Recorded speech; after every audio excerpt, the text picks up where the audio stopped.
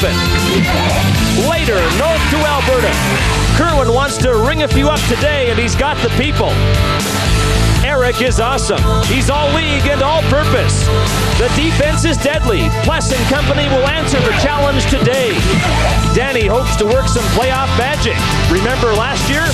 Corey does. Watch for some inspired play from the Catalyst. And if the defense denies, watch for a great one. The last time I was this excited was that magic Christmas morning when I got my first Barbie.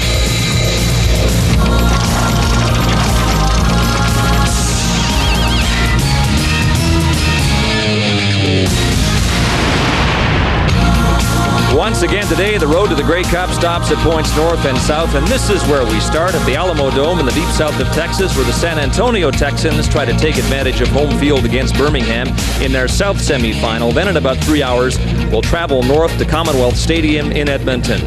Hello and welcome to Semifinal Sunday on the CFL on CBC. I'm Scott Oak in Edmonton, where in about 3 hours the Eskimos and BC Lions clash. That's just as soon as the Texans and Barracudas are done at the Alamo Dome in San Antonio. At stake there is a berth in the South Division Final against Baltimore. Standing by now at the Alamo Dome is Mark Lee. Let's bring him in. Mark, the Texans have played some fine football there this season.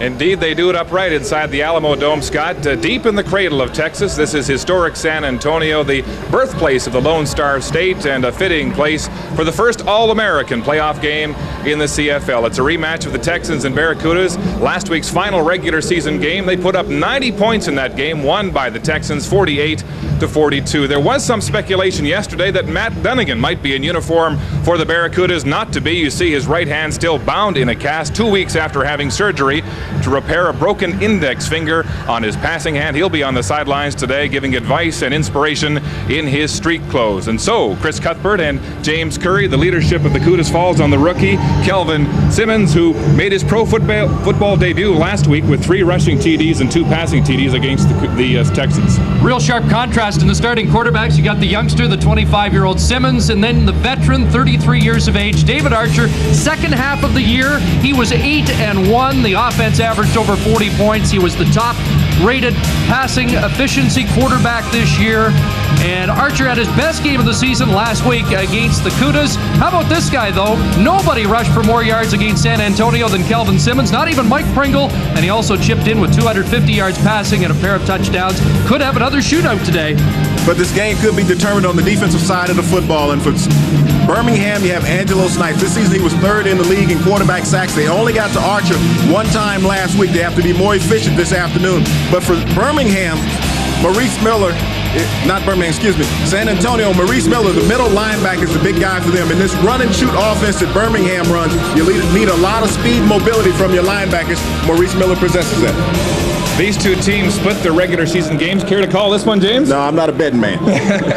I'll tell you, it's too close to call as far as we're concerned. Take a look at the tail of the statistics.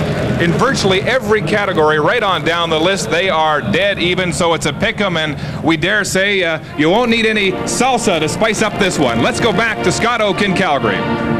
All right, Mark. David Archer, one of only 3 quarterbacks ever to throw for 6,000 yards in a single season. One of the others, Kent Austin, it was not with the Argos this past season, but with Saskatchewan in '92. We welcome Kent back as our game day analyst. Kent, San Antonio with David Archer, Birmingham without Matt Dunnigan. That's a big storyline in that game. Well, certainly it's hard for Birmingham to go into the playoffs without their starting quarterback. On the other side, David Archer's had a tremendous season. 108 passing efficiency rating is remarkable. Now, waiting for either the Texans or Barracudas in the South Division Final are the Baltimore Stallions, who yesterday dispatched the Winnipeg Blue Bombers on the strength of a 200-yard-plus rushing game by Mike Pringle. He also got 2 touchdowns in a 36-21 victory. Kent, the Bombers were just outmuscled. Physically, Baltimore was just stronger than Winnipeg yesterday, and it showed over the course of 4 quarters. I am really looking forward to this Eskimo Lions rematch here at Commonwealth Stadium later today. It's a rematch of the semifinal that you and the Lions won last year en route to the Grey Cup, and there's no reason to think that this will be anything other than a tough game. I think it's a great matchup. 2 teams that are evenly matched up. I think that the difference will be turnovers in this ballgame. Whoever gets the turnovers on the plus side, I think, will win this ballgame. And here the Eskimos and Lions are playing for the right to go against the Calgary Stampeders in the North Final. Yesterday, Calgary got off to a rough start but recovered nicely on the strength of good defense in the second half. Marvin Coleman picked off 2 Mike Kerrigan passes, returned both for touchdowns. The Stamps won 30-13. Kent, if ever there was a day the Stamps could have been had, it was yesterday, but instead they're now a game away from the Grey Cup. 6 turnovers in one ball game. I don't think I've ever seen with a Calgary team in the last 4 or 5 years, and I don't think you're going to see it again in the playoffs. So certainly Hamilton's chance came in and went yesterday. All right, Kent, we'll check in with you throughout the day. And coming up at halftime on our Chrysler Canada halftime report today, we'll set the stage for the North semifinal here in Edmonton. Danny McManus dreams of a miracle like one of the ones he pulled off in the playoffs last year for the BC Lions en route to the Cup. And Eric Blunt's delighted to be in his first playoffs with the Eskimos after leading them on the ground in the regular season. We'll hear from both McManus and Blunt, and we'll pick apart the first half of the Birmingham-San Antonio semifinal at the Alamo Dome, where I'm betting it's clear and toasty warm, and if I had my way, I would order this roof open, but it's not possible. Let's go back to Mark Lee in San Antonio.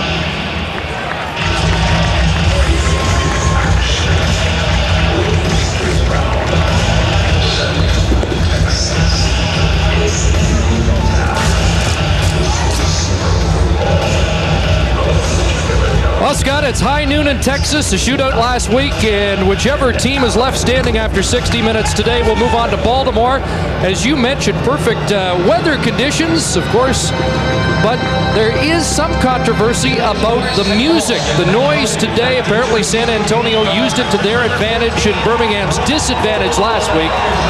We'll see if that's a factor as the game wears on. We're underway with Matt Cody returning the football and being met immediately.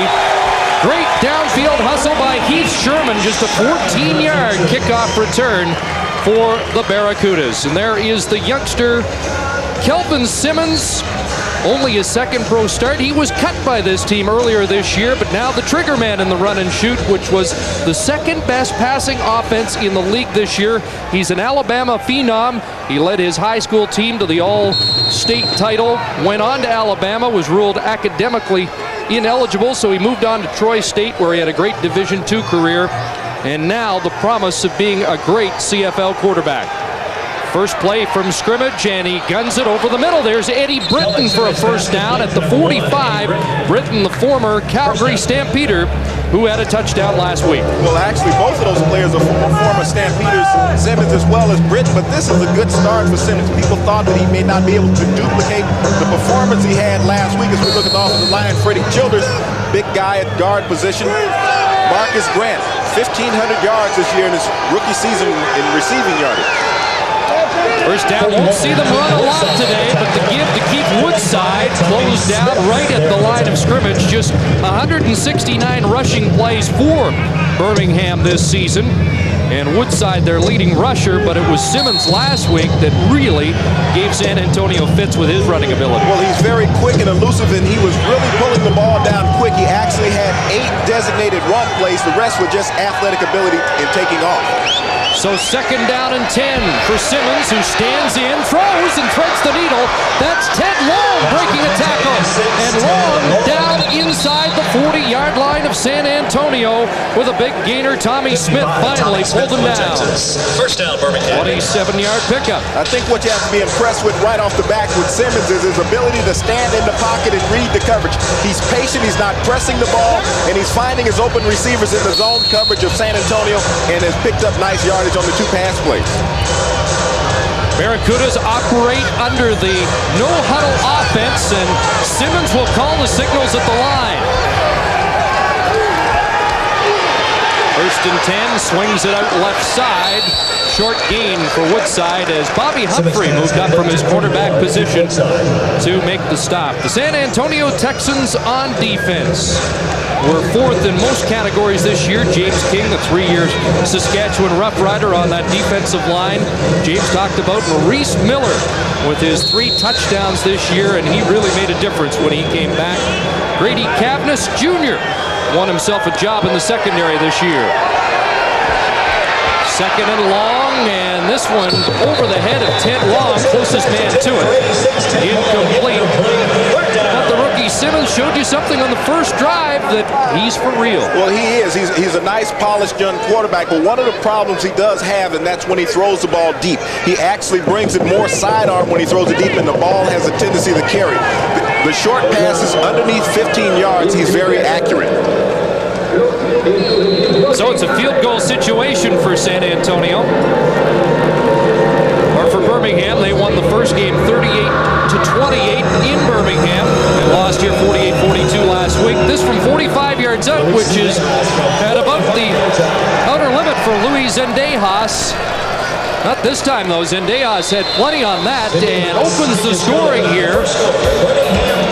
2 minutes, 51 seconds in to this. South Semi and Jack Pardee's teams on top.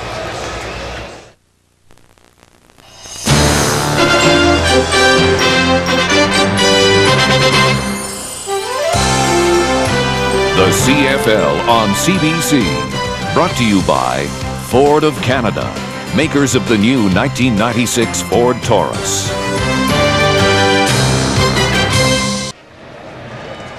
We're at the Alamo Dome in San Antonio, Texas. The first ever All-American playoff game in the CFL. There's Jack Pardee, 18 years as a head coach. He was the NFL Coach of the Year in '93. And before taking the job in Birmingham, he called this man, Case Stevenson, for counsel. Stevenson gave the league a ringing endorsement, and now they're facing each other opposite sides of the field today in the first ever U.S. playoff game in the Canadian Football League. Barracudas with a 3-0 lead, and Zendejas has it on the tee. Set to kick it off to Marcus Gates or Kenny Wilhite, and Gates had a 93-yard kickoff return against Birmingham last week, so they go to Wilhite, and we've seen good kick coverage at either end of the field. Well, one of the big pluses for San Antonio this year has been their great kick return teams. The average field position has been up close to the 50-yard line, and this is not a place where they're accustomed to starting drives, so David Archer is really going to have to work in his initial series. Mentioned the highest rated quarterback in passing efficiency this year, and he led the second most explosive offense. They scored 1 point less than the Calgary Stampeders on the season. And Archer particularly effective in the second half of the year. He was bothered by a hamstring problem in the first half.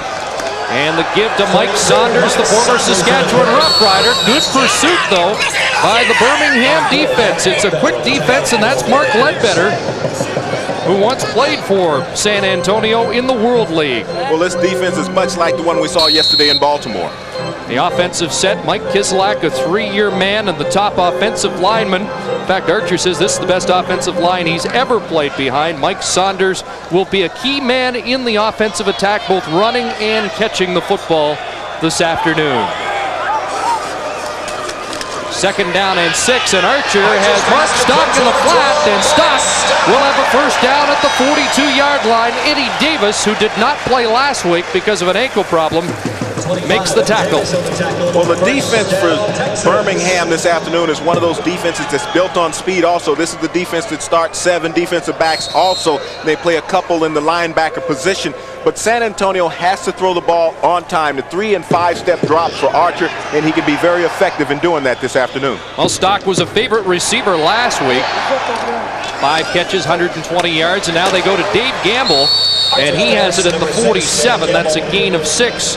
Gamble, the only receiver back in the set this year for David Archer from a year ago. They had a complete overhaul of their receiving core, and Archer feels he's got a lot better weapons this season. Here's the defense for the Barracudas. Some familiar names. Angelo Snipes, the sniper and All-Canadian, and he was 3rd in the league in sacks. Shante Peoples was 4th. And at linebacker, watch Jimmy Reed is 5'8", 196 pounds, and he's playing middle linebacker. That one was on the carpet. Joe Kralik incomplete on 2nd and 6, and it'll be 3rd down. Well, that time Archer trying to throw the slip screen and just threw the ball short, threw it in the ground, but excellent defense by Birmingham, hustling over and getting there just in case it had been caught. They would have stopped him short of the first down. And so Todd Jordan comes on.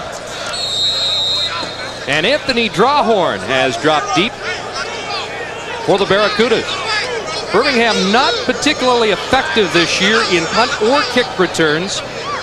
And their longest punt return this season has been 33 yards. Not a great snap. And the bouncing snap fielded by Jordan, not a long kick. Drawhorn fields it, and he'll get the 5-yard, no yards penalty. Flag down. Just a 35-yard kick, a 2-yard return by Drawhorn. Birmingham and San Antonio in the first of a doubleheader this afternoon, and this should be a great one. The defending Grey Cup champions go back into Edmonton where they started their Grey Cup role a year ago. Well, that's going to be an outstanding game, BC at Edmonton this afternoon, and you know those guys up in Edmonton are going to be fired up after losing that heartbreaker on that Gordon interception at the last moment when it looked like they were going to have the game-clinching touchdown. Kelvin Simmons starts his second series as quarterback. Mentioned he was in the Calgary Stampeders camp, and he was beaten out for the third-string job last year by Jeff Garcia. Simmons delivers it high, and it's picked up. That's Grady Cavness with the interception. And Cavness following the blockers, and it's Kelvin Simmons in on the tackle. But this game just 5 minutes, 45 seconds old, and Cavness has the first big play, an interception, and a 35-yard return.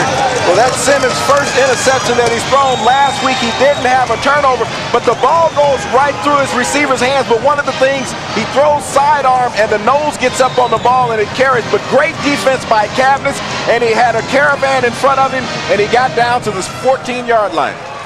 The intended receiver was Dilius Morris, but Cavness hauls it in. He had 3 interceptions during the regular season, including one against the Birmingham Barracudas.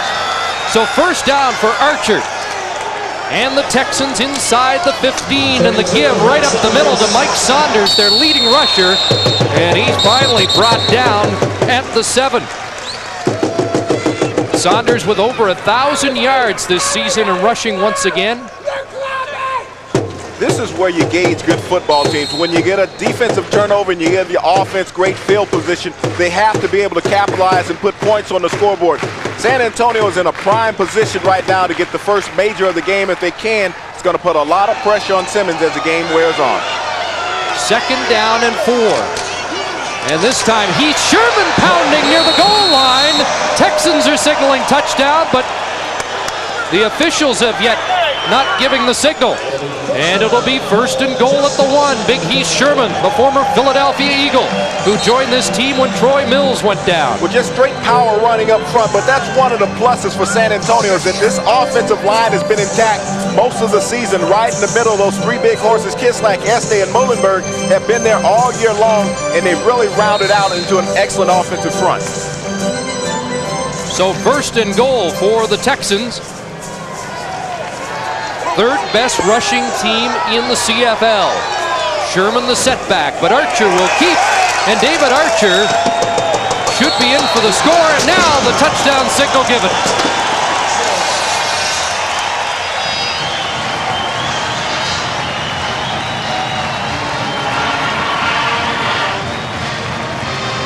The San Antonio Texans did what they needed to do. They got the turnover, and they got the points on the scoreboard. David Archer kept the ball on the ground, played power football, and was able to march it in for their first major of the afternoon. And the Texans ran right at Birmingham after the interception by Grady Cavness. Roman Anderson on to add the extra point. And the leading scorer in the Canadian Football League this year makes it a 7-3 lead as the Texans capitalize on the first turnover of the game. Grady Cavness with the interception, and David Archer finished off the scoring drive, and the San Antonio Texans have the lead.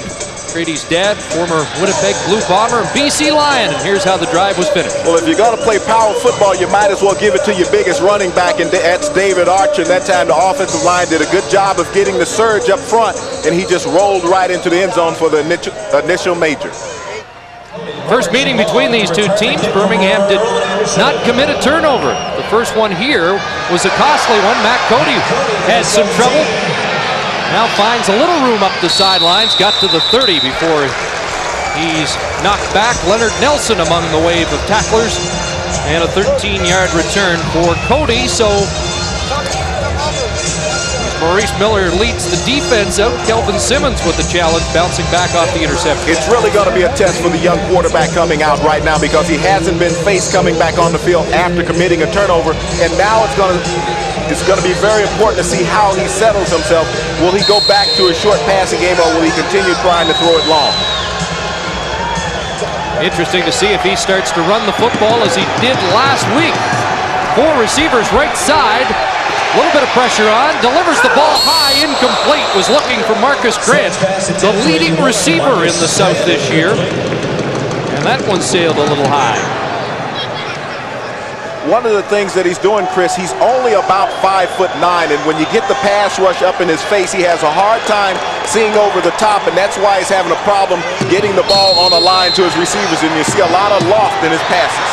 You're also seeing here, this is how Birmingham operates. No huddle. He'll call signals out of the shotgun formation, and here in San Antonio, they'll try and make as much noise as possible to disrupt the quarterback. Just dumps it off. Woodside brought it in, but couldn't maintain his feet. At the 37-yard line, he'll be at least 3 yards short of the first down. Looked like almost he was anticipating being hit when he made the reception, but when you're in the open field, Woodside, he has to keep his balance and pick up the first down. You can't fall down in open field with no one around you. Good look at the big chill, Freddie Childress. Look more like a freezer. Looks listed at 6'4", 352 pounds. Looks like he's listing forward, though. Woodside unhappy. And Scott Player, who's had a fine year punting and enjoyed the friendly confines of the Alamo Dome last week. He averaged 49.7 yards a punt. Rush was on, but Player got it away. Taken by Wilhite. And great coverage on the play. That's something you can expect from both of these teams this afternoon, is great downfield coverage on kicks. A lot of speed.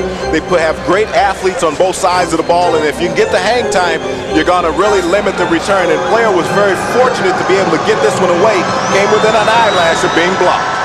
Charles Franks, the safety, almost got to Scott Player. Last week it was Birmingham with a block punt. There's Mike Saunders, who was 3rd in the league in yards from scrimmage this season. He was also 3rd in the league in rushing touchdowns. Make that total touchdown score. And his role even more important with the injury to Troy Mills. Play action, and Archer guns over the middle. Mark stops, and he will score.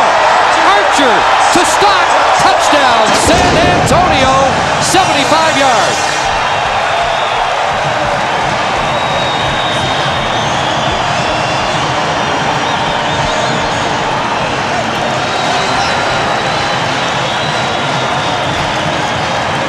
The big play offensively that San Antonio was looking for. They caught him sleeping in the zone. Stock was able to hit the seam, the post route. Archer put it on the money. He was off to the races. Touchdown, San Antonio. The Texas Tech band is here, and the former sprinter from VMI scores the touchdown. San Antonio without a 1,000-yard receiver this year, but Stock was close. 949 yards and 75 more on that play. And Roman Anderson back in for the extra point. And with 5:41 to go in the first quarter, David Archer has an early hot hand, 3 for 4, 92 yards. He scored 1 and passed for 1, and it's 14-3 Texans.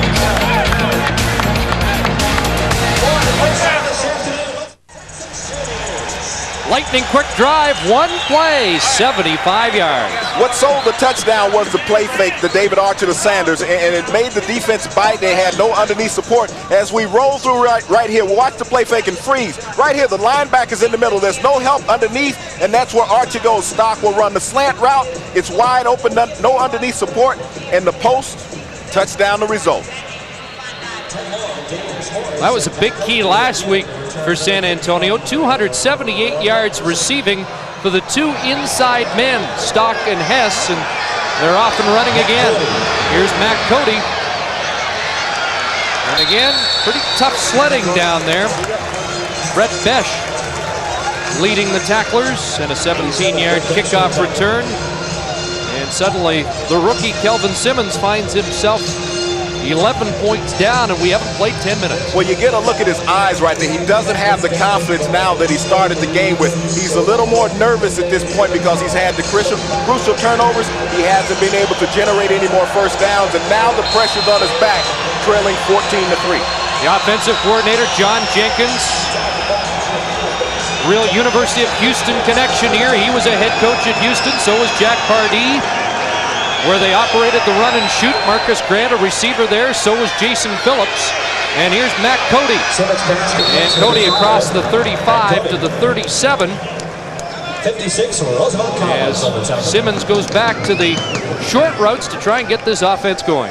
Well, that's what he has to do. The short passes are very safe and comfortable passes for him. As you see Simmons here being blocked, but he's able to ward off the blocker and make the tackle on the receiver. But Jason Simmons right now, this is the most critical point of the game for him, is that Kelvin Simmons, is that he has to complete some passes in sequence. It's second and short. Less than a yard to go. The option toss to Woodside, and he may not have got back to the line of scrimmage. Charles Franks, the safety. Maurice Miller with the tackle.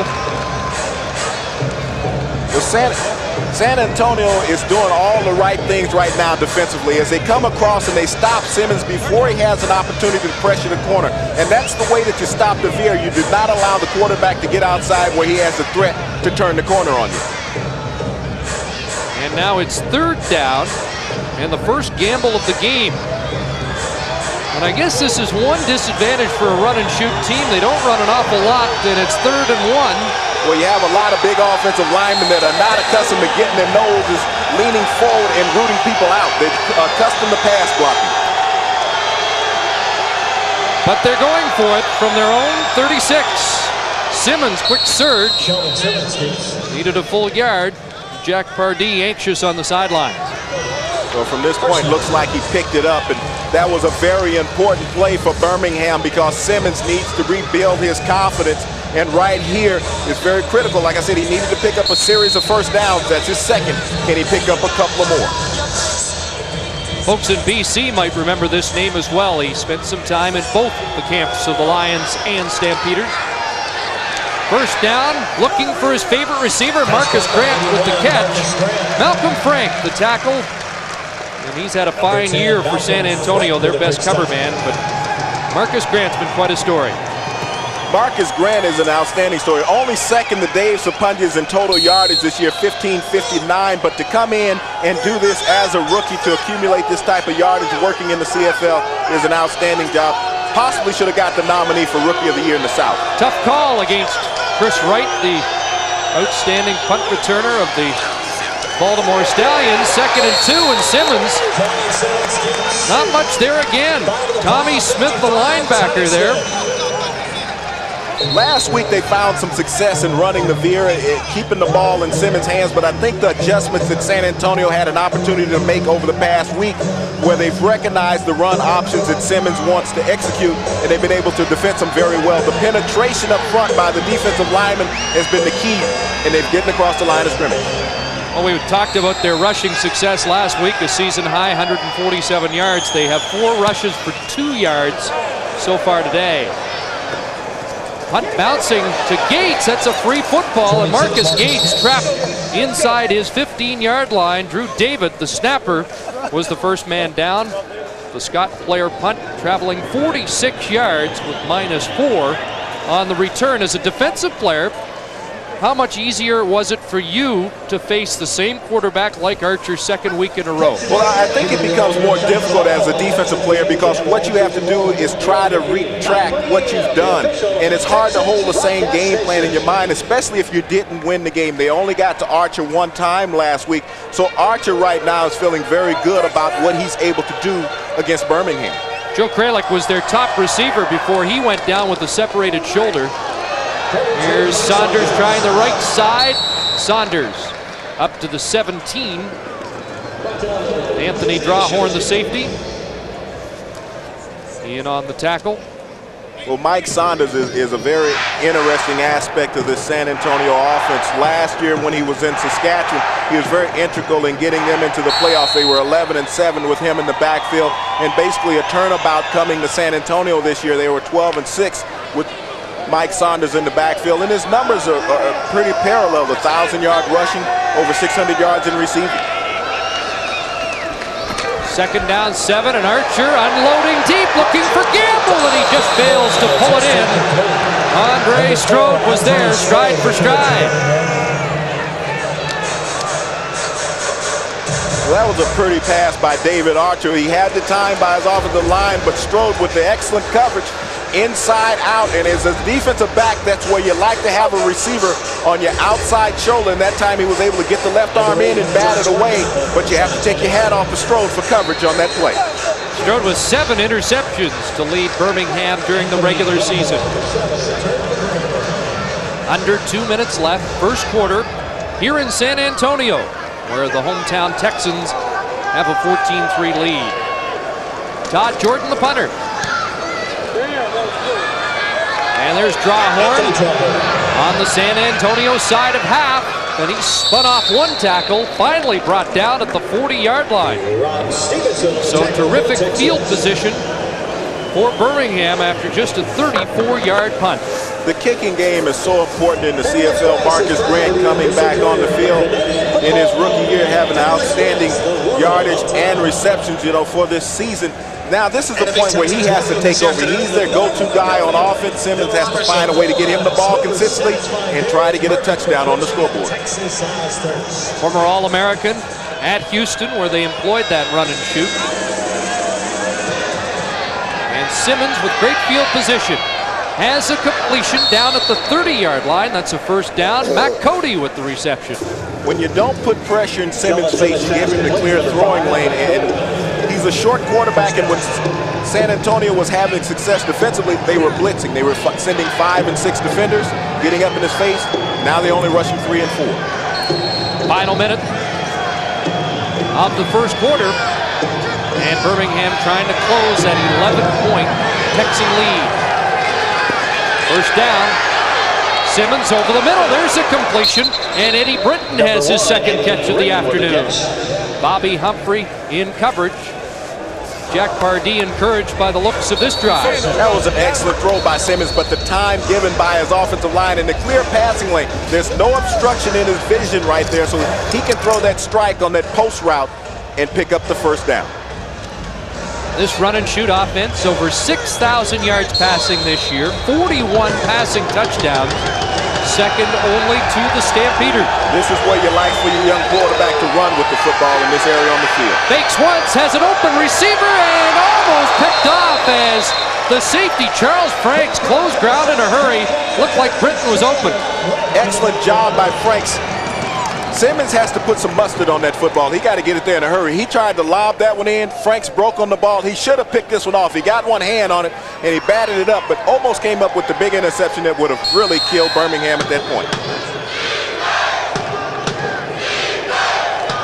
Well, they called San Antonio's defense the bounty hunters. Since mid-season, they've really started to make a lot of turnovers. Here's Ted Long on that little inside toss, and he's down at the 10 and will be 3 yards short of the first down. George Bethune bringing Long to the turf. The shovel pass inside, and this is a situation where Birmingham is not going to gamble, but it might not be a bad choice to do it, but they're going to send the field goal team on. But excellent job defensively by San Antonio. They bend, but they don't break. After starting at the Texan 40-yard line, the San Antonio defense will take this as a big plus. This is an interesting point. Zendejas and Anderson, both kickers in this game, at one point led the NCAA in scoring while they were in college. All-time leading scorers. Zendejas earlier, and Anderson now the present-day all-time leading scorer. Zendejas has his second field goal of the game on the final play of the first quarter here in San Antonio. And after 15 minutes of football, the San Antonio Texans, on a touchdown by David Archer and a touchdown pass to Mark Stock, have a 14-6 lead.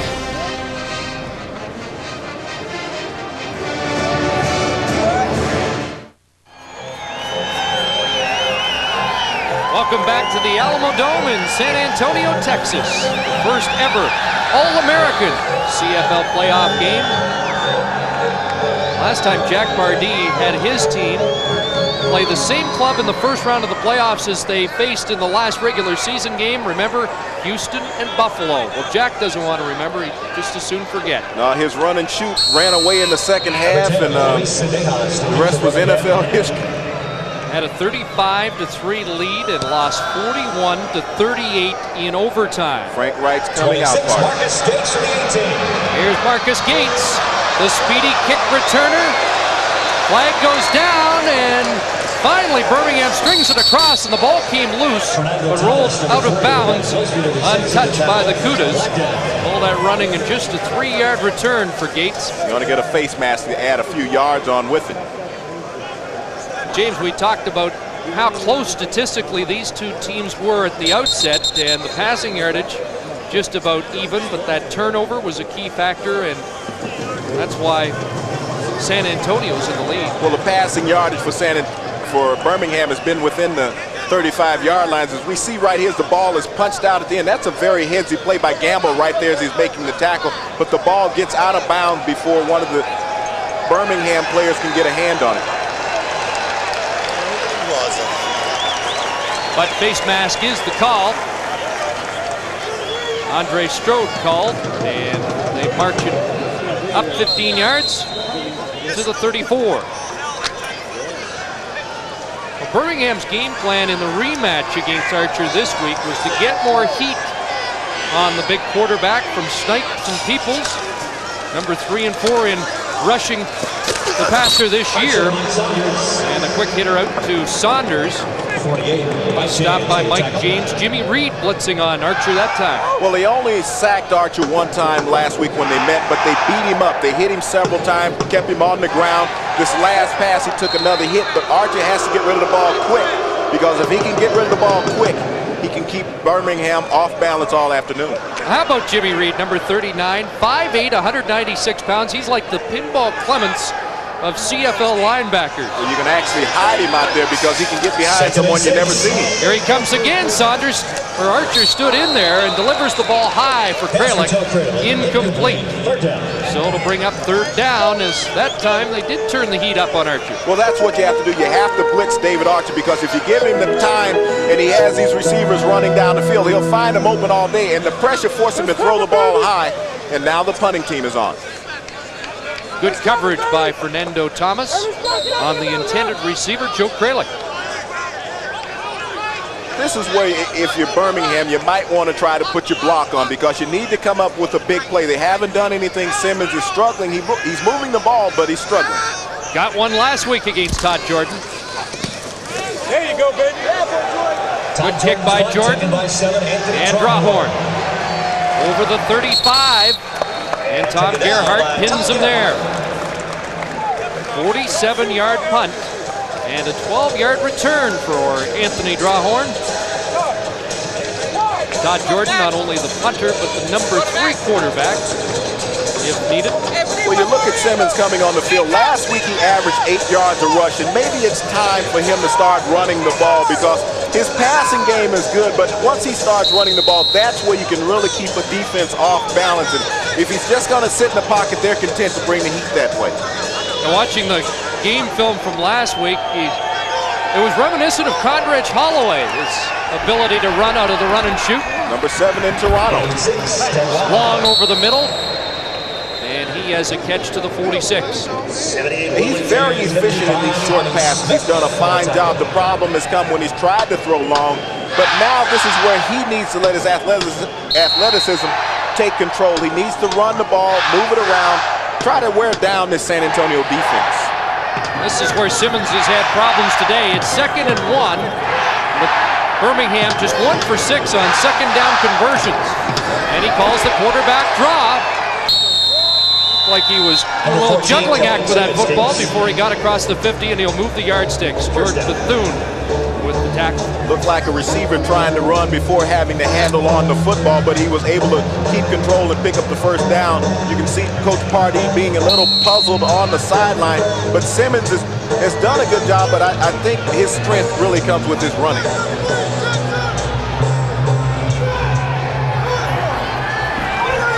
First down for the Barracudas and an open receiver over the middle.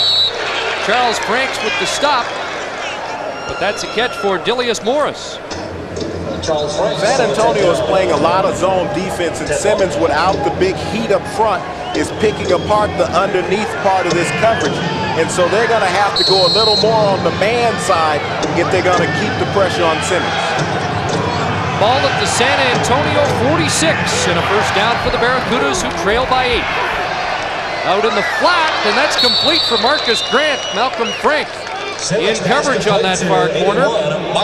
Grant, an All-American out of Houston, who came out after his junior year, but it wasn't a wise decision. Was not drafted that season and was out of football last season driving a bus in Dallas. But boy, when he returned, they found a spot for him in this Birmingham offense. Well, Franks does a wonderful job in jumping this route, but the thing about it, he's able to keep his feet and make the tackle. Normally when a defensive back gambles like that and he misses the ball, that's 6 points. But that time he was able to maintain his balance and push him out of bounds. You talked about Long, make that Grant coming out of college and coming out early. Also, Klingler, the backup quarterback for San Antonio, came out his junior year also, and he wasn't drafted.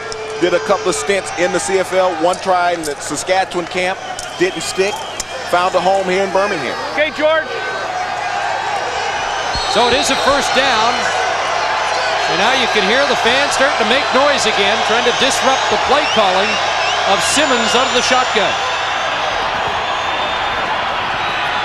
Good protection, and another completion to Matt Cody over the middle. As you're saying, James, they're working that inside. The underneath zone, because the linebackers are not getting the drops. What they become is leery of Simmons running. When he ran the quarterback draw, he pulled closer to San Antonio linebackers, and when you do that, it leaves the middle undercovered. And if you're running those curl routes, they're going to be wide open, and Simmons has found those routes quite comfortable for him to look for. Matt Cody, a former member of the Blue Bombers. Now Simmons throws back, and Morris, but great pursuit this time by the Texans defense. They'll drop him for a loss of close to 5. Grady Cavness was there. Sometimes you have to wonder, when you're doing something and you're having a lot of success, why do you want to come up with a trick play? And that's basically what that is, the throwback screen to the far side of the field. Simmons has problems throwing the ball long, but he has a great touch when he's throwing over the middle. Cost himself 5 yards on that play. So second down, close to 15 yards. Lots of time for Simmons, and now down he goes. No one was open. And after the play, Roosevelt Patterson knocked one of the Texan defenders down and will draw the flag, and he's upset. Well, he's claiming that he got his face mask grabbed when he was going around, but Simmons had a lot of time. He just couldn't find an open receiver, and Bethune came and tackled him high, and Patterson got grabbed in the face mask. But downfield, you'll see a little contact, and that's what the players were crying about. You're not allowed to chuck a receiver outside of that 5-yard zone. Franks got away with one. The sack goes to George Bethune, and George Black with the call.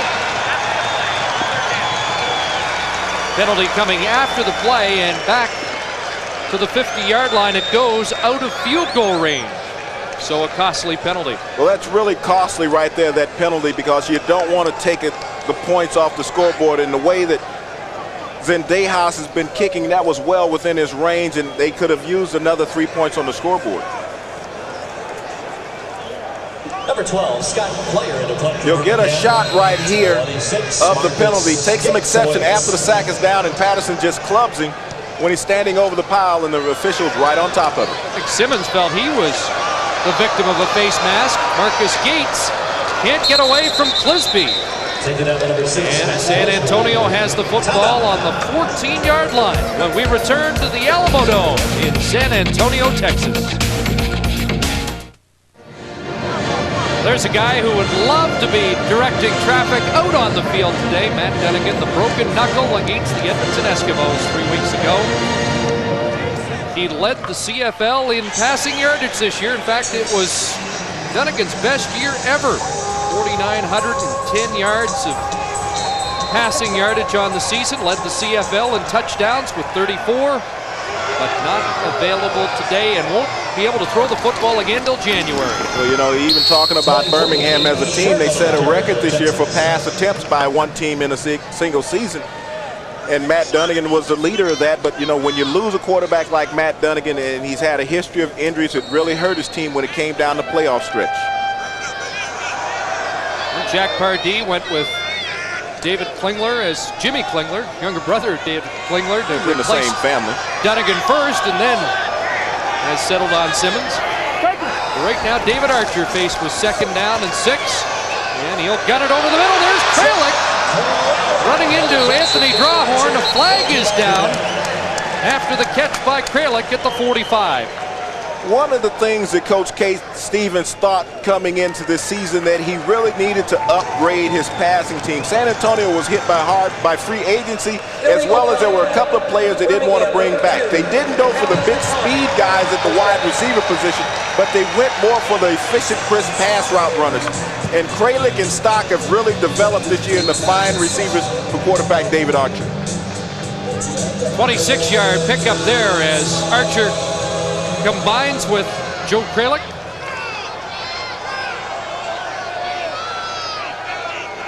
And it's a 1st down for San Antonio. Here's Mark Stock, already a touchdown in the game. And he's stopped by Eddie Davis at the 53, and that's a pickup of close to 9. Well, Archer's getting the time right now, and that's what's the most important thing, is that he's getting the time to throw the ball. The crisp routes, as we spoke about, and that's one of the things that has made David Archer a better quarterback this year. Kralik was the leading receiver until he got hurt early in the year, and then Mark Stock took over. 2nd and 1. And Sherman will have the 1st down off the right side and into Birmingham territory. Mark Ledbetter upending Sherman after he moved the yardsticks. One of the big pluses for San Antonio is that they've been able to go through a wealth of backs this year. When they got Troy Mills back and they had he and Saunders in the backfield, there was a great combination. They also had Tony Burse, who they feel is their best special team players. But when Mills went down, they were able to pick up Heath Sherman, formerly of Philadelphia, and he's really molded well into this offense. On the Birmingham side of half, not much there as the Birmingham defense closed it right down on Saunders. 32, Mike Saunders. I know talking to David Archer a few days ago, he said that taking Troy Mills out of the offense was like cutting the backfield in half. He feels that Troy Mills, who was hurt against Birmingham in their first meeting, is the best back in the CFL. Well, Troy Mills is an excellent running back. Last year he was a 1,000-yard rusher when this team was in Sacramento, and when he came in and you had he and Saunders together in the backfield, you really could not key on either back, and Saunders sacrificed his own personal statistics and became the fullback, and it was a great balanced tandem. 2nd and 10, and they convert on that completion to Billy Hess down to the 36-yard line. Hess was a key guy last week with 7 catches and 158 yards. That was a season high for San Antonio. Well, Hess did a great job of running off the secondary, coming back to his quarterback. But David Archer right now is just throwing strikes. Last week he had the great game, and they've been 8-1 in their last 9 games since Archer has come back from an injury that he had late in the season and been averaging 40 points a game. But David Archer has only thrown 4 interceptions in the last 9 games and 20 touchdown passes of the regular season. It's not bad. That's why he's the #1 rated quarterback in passing efficiency. 1st and 10, wide open was Kralik in that time. The ball sailed high. Well, one of the things, that's one of the problems with David Archer, that's probably his only knock other than lack of mobility, is that sometimes he'll let the ball sail. Kralik was wide open in the seam, and he just let it float over his head. Got to take your time, get the nose down on the football. Well, Archer has converted 3 consecutive times on this drive in 2nd down situations. Here it's 2nd and 10. At the Birmingham 36. Archer has an open Billy Hess. Hess down the sidelines. Touchdown.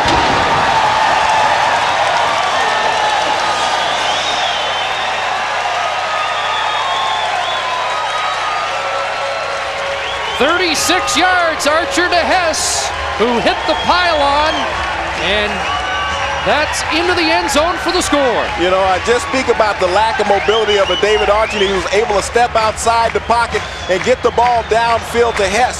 But David Archer created that play because his offensive line collapsed down the front wall of Birmingham. He stepped outside, had the unobstructed vision, found his open receiver for 6. And this offense operating on all cylinders right now for David Archer. 2 touchdown passes, and Archer has one himself. There's 6 minutes to go, first half. And with the point after from Roman Anderson, it's now a 21-6 lead. And Archer 8 for 12, 184 yards.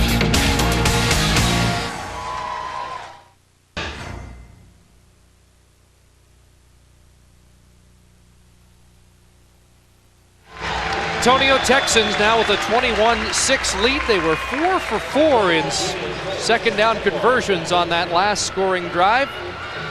This Halloween is a week-long festivity here in San Antonio. I just happened to be down here on San Antonio. I thought I saw some friend of yours down on the Riverwalk.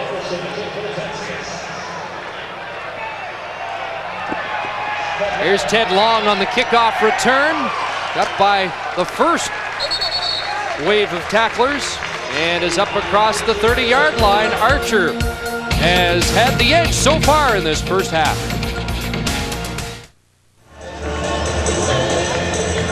Another CFL playoff doubleheader for you here on the CBC, coming right up on our Chrysler Canada halftime report. Scott Oak and Ken Austin will preview the North semifinal of the defending Grey Cup champion BC Lions back in Edmonton to play the Eskimos, where they began it all last year. And then right after that, Chris, James, and I will have the first half highlights here at the Dome. Chris? And it'll be interesting to see how the BC Lions come out today after losing 5 of their last 6, but still the Grey Cup champions.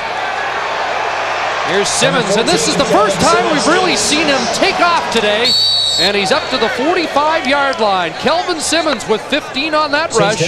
Maurice Miller, the middle linebacker, brought him down. And I actually think this is the strongest part of his game, because once he does this, once he starts running, you really keep your defensive players off balance. Maurice Miller comes up, and he really doesn't stand a chance in open field one-on-one against Simmons, but he got some help from the outside, forced him back in. He was able to get in on the tackle, but as long as Simmons is running, San Antonio is going to have problems. There's Maurice Miller, the outstanding player on the Texans last year. First down, little screen pass. And Woodside taken down at the 47. That's a pickup of just a couple. Well, Jason Wallace came up from his halfback position. He's missed the last 2 games with the hamstring injury, but that time he closed on Woodside after he saw him turn the corner and stopped him well short of the first down. There's Jason Wallace back in the lineup this week. He's missed the last 2 with the severe concussion. The Simmons statistics are impressive. He's 15 of 19, 141 yards, but the 1 interception's hurt him. Now guns it over the middle, and he had an open receiver, but couldn't get Ted Long the ball. And he's also hurt on the play, Chris. He was rolled up on his leg, but he had done that once before where he didn't get enough heat on the football when he had an open receiver in the end zone. Once again, Long was open on the post route, and he didn't get the ball to him. You'll see right here on the replay as he's hit, just as he's throwing the ball, and the defender rolls up Long on his leg, and that's a tough call right there. I mean, the quarterback is throwing the ball, the defender really doesn't see that he's delivered it, and he has the foot planted. That was James King who rolled into Williams, Simmons, and it's third down.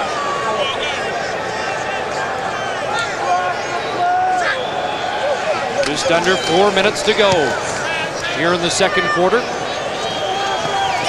Will Height, the up man, takes it and is driven out of bounds at the 28.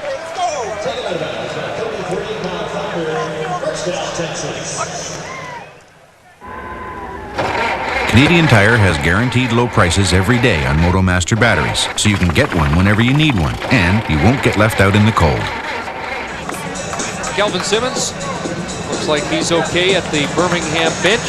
This game very much like last week's encounter here at the Alamo Dome. San Antonio took a big early lead, and then Simmons really got untracked in the fourth quarter when they put 24 points on the board.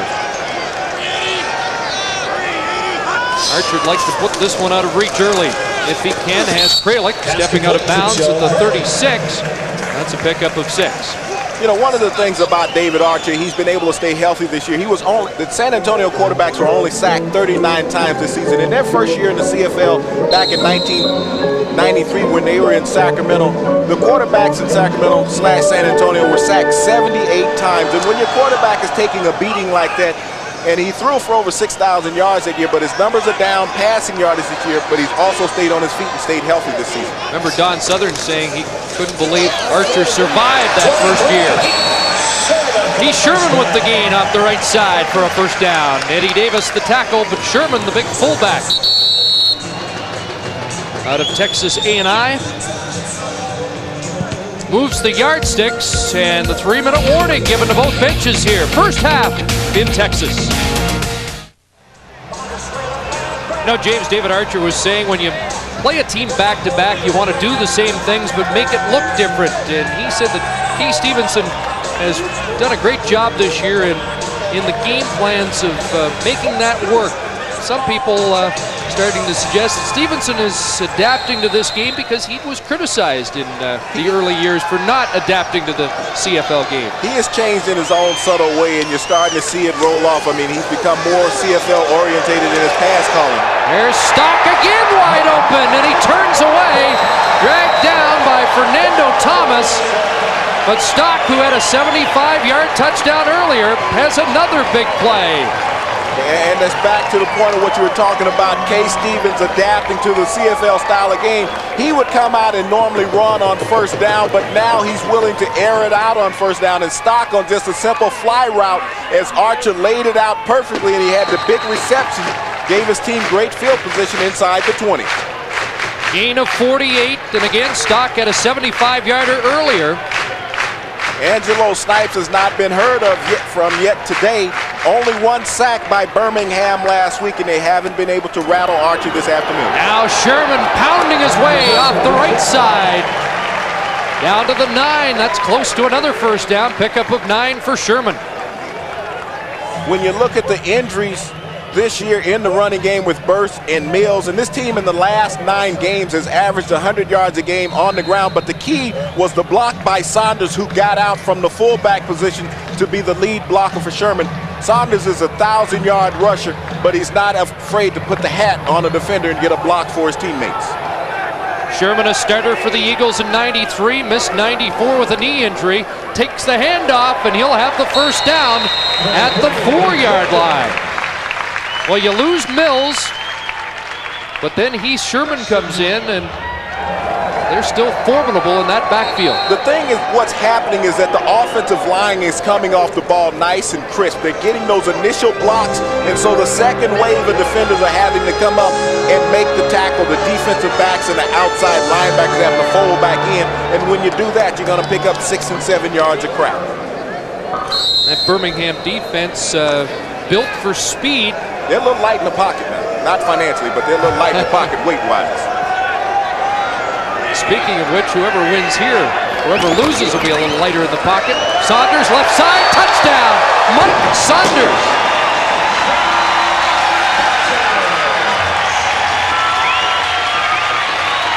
Now that's a great compliment to Mike Saunders. We saw him 2 plays prior to that, the lead blocker leading for Heath Sherman. He was rewarded with a counter, came back and able to punch it in for a touchdown of his own.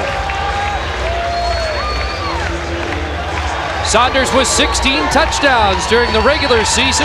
Very balanced, 8 rushing, 8 receiving, as we see once again the counter as he cuts back inside the explosiveness. He hits the hole, it's right there, and he stumbles into the end zone for the touchdown. So they have 2 through the air, 2 on the ground. Anderson's converted all 4. And the Texans have exploded for 28 first half points. Well, this offense has been averaging 40.4 points over the last 9 games since David Archer's come back in at starting quarterback. He had the injury. The team was 4-5 at one point. But once they got all their horses back and healthy, they've really rounded out into a very powerful offensive team. They came into this game second in the league in scoring, only 1 point behind Calgary. They scored 63 offensive touchdowns this year. This is a very powerful football team.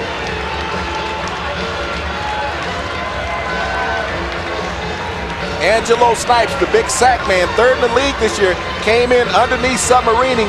Saunders saw where he was and just skated right outside for the touchdown. Fans enjoying this as Archer and teammates have really made a statement in this first half that they're intent on heading to Baltimore next week for the South Final. A 22-point lead. Well, you know, in the 2 regular season games versus Birmingham, you really have to like David Archer's numbers. He was 44 for 72, 767 yards, 3 touchdowns, and no interceptions. And that's what he's done this afternoon. He has not thrown any interceptions, but he's put the touchdowns on the scoreboard. Ted Long with a flag down. Brought to the turf at the 31. Flag down. Oscar Giles, Brett Besh in on the stop. New Big Gloves is proud to be a sponsor of the 1995 CFL playoffs. Return will be called back on the penalty. You know, I'm seeing something right now that I saw with Winnipeg yesterday. Players coming on the field relatively flat, being down in the first half. This is the game for all the marbles. Birmingham number 48, first down. Because if you lose today, you don't play next week. And Birmingham needs to have a little more intensity in their step. They're coming on the field. They look awful flat, non-motivated. The motivation is you need to get some points on the scoreboard. Kelvin Simmons said he considers his mom his head coach. He confers with her a lot, and he may have to call home soon if they can't get this offense going. Get her on that sideline phone. Here's a pass picked up. Jason Wallace down at the 5. And taken into the Texas Tech band. But the Bounty Hunters have come up with 2 picks in this first half as the Texans are looking for the knockout punch early. A 29-yard return by Jason Wallace.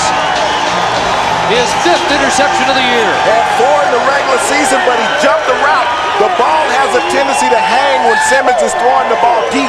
He has to come with the sidearm delivery. Doesn't have as much velocity on the football, but Wallace being back in the lineup, missed 2 games with a hamstring injury, had a great break on the football. San Antonio with the ball in the red zone at the 4-yard line. Simmons was forced to come over and get into the tackle, but San Antonio right now is in a position to basically put this game away. They have the young quarterback rattled, and if David Archer and his offense can punch this one in, it's going to be a long afternoon for Birmingham. Yeah, experience against youth was the matchup coming in, and it's all been Archer so far. Open receiver, touchdown, David Gamble.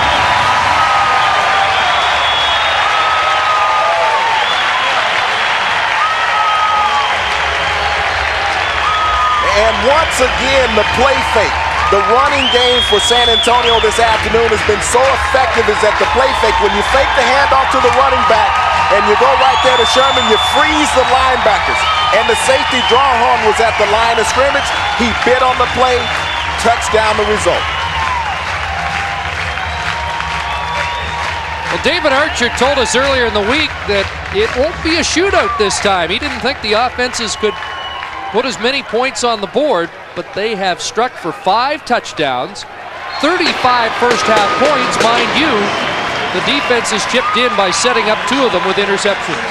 But you know what happens is that they're able to capitalize on turnovers, and that's an efficient offense. When your defense gives you the ball in great field position, you have to go out and put the touchdown on the board. San Antonio has done it twice here in the first half. Well, Jack Pardee on the sidelines, and you wonder if he has to consider a quarterbacking change in the second half just to change the momentum.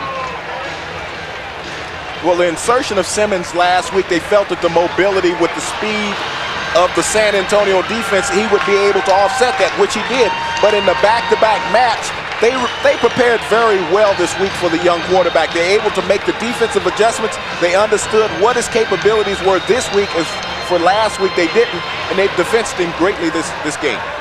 What Jack Pardee may have said is, listen, guys, I've seen Buffalo come back from way down, 35-3, so we can do it from 35-6. Yeah, but Buffalo wasn't running that run-and-shoot offense at that time, and they had Thurman Thomas in the backfield along with Andre Reed out at wide receiver. But right now, Birmingham is in a huge hole, and they have to find some way to come up with something positive before this first half ends. We have 1:22 to go, but they need to come down and at least salvage a field goal in this drive. Well, he told us earlier in the week we have to make David Archer throw the ball quicker than a week ago, but clearly they have not got any heat on Archer today. He's 11 for 15, 243 yards, 3 touchdowns, and Archer scored one on the ground too. Ted Long's deep, and they just find a little hole up the middle, and that's taken by the big up man, Akaba Delaney, who is a nose tackle, 280 pounds. At least he's listed at that, James. I'm not too sure. Well, I don't know, because the pants don't come up too high, so the waistline is dropped. You know, he's put a lot in the midsection there as of late. But Simmons is coming back. He's trying to say, I'm okay, guys. But I don't know if he's okay. He's been rattled. The young quarterback has been rattled. They've gotten to him. They've really affected him. When you've thrown 2 interceptions in the first half and you've missed a couple of wide open receivers that would have gotten you touchdowns. Cleveland, we see a shot of Jimmy on the sideline there. He's not warming up, so it's Simmons' first half to finish. I'd like to see Simmons take off with it. He calls his number here, the quarterback draw, and gets to the 53, gain of 7. Well, the safest bet for him is to keep the ball in his hands on every play. You know they're going to stay back in the prevent defense as we get a shot of that running play, and Smith, the linebacker, coming up, making the tackle on Simmons, because if they're going to stay back and prevent, just run and pick up 7 and 8 yards every time. 2nd and 3. Approaching the final minute, first half. And this one's picked off. That's Tommy Smith with the 3rd interception of this first half, and San Antonio will get to go on offense again. As I spoke about it, the safest place for the ball to be was in Simmons' hands, and that time Calvin Simmons went to the well again. Tommy Smith made him pay. As long as he's going to run the ball, it's safe. He's been putting the ball in the air, and he's not getting a lot on his passes. The ball is just floating out, but great zone coverage by Smith, jumping the flat route, taking the ball down to the 35. San Antonio can go for the knockout punch right here in the first half. Tommy Smith, the former Washington Husky. He was very husky on that play, too. And Simmons, there's Smith, who was the leading tackler on this team till he went down and missed 5 with a knee injury. Well, let's see if they go for the juggler here.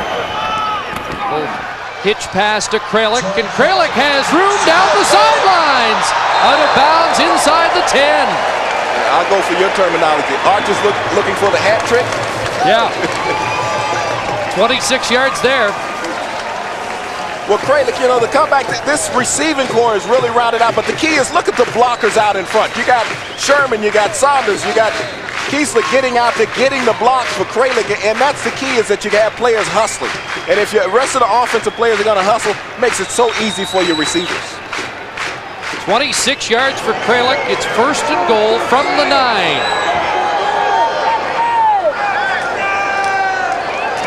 Lots of time for Archer into the end zone, and just over the outstretched hands of Mark Stock, who's got a beat.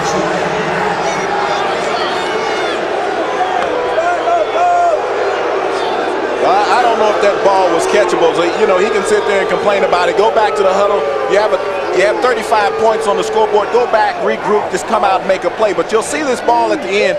I don't think the ball was that catchable. You know, it was well over his head. He has a nice vertical, but he's not going to get up sky high. Archer's taking it on himself. Yeah, he knew he had a wide open receiver. He just let that one get away. He'll go right back to it on 2nd and goal from the 9. Fakes to Sherman. Flushed out. He might run it. Nope, throws back against the grain, and that almost picked off. And if Anthony Drawhorn squeezes that, he might have gone a long way. Well, he had an opportunity, but that's a big break for Birmingham on that play. They could not afford to let San Antonio get in for one more touchdown right before the half, but they came up big when needed. Archer was flushed out of the pocket, and you said he might keep it because he had a lot of running room, but he's not the most fleet-of-foot of quarterbacks, and the defense might have tracked him down, but he had a wide-open receiver out to the right, tried to throw back against the grain. That's a poor decision by David Archer. Anthony Drawhorn, 7 years CFL veteran, 3 years in Ottawa, 3 years BC and Saskatchewan. All Canadian in '92, and Archer's talking about the one that got away. So Roman Anderson gets this one through from 16 yards out. And with 33 seconds left in the first half, it's 38-6 for San Antonio. And who would have expected that you'd have had a shootout like that today? David Archer has been totally efficient at quarterback, but the defense has been the true story for San Antonio here in the first half. They have completely shut down Kelvin Simmons, the rookie quarterback for Birmingham. They've taken away every option that he had. His best option was to run. He doesn't want to run. And the second half of our doubleheader today, the defending Grey Cup champions meet the red-hot Edmonton Eskimos at Commonwealth Stadium, where despite the snow overnight, looks like a pretty good track today at Commonwealth. That should be a great matchup. I think we got the past 2 Grey Cup champions in that game, don't we? Yes. Just thought I'd let you have that. Keith Woodside, short gain. Looks like they want to just get in at the half and regroup. Well, that's their safest bet right now because they haven't been too fortunate in holding on to the football. Their last 2 possessions have resulted in turnovers, so the best thing is not to give San Antonio the ball once again. You just try to run out the clock.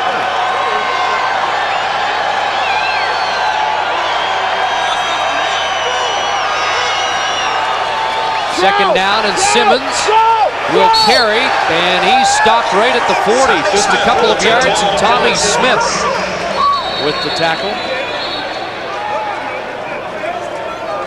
San Antonio's going to take their time out, so they feel they have just a little more gas left in the tank. Well, close to a record-breaking quarter for San Antonio.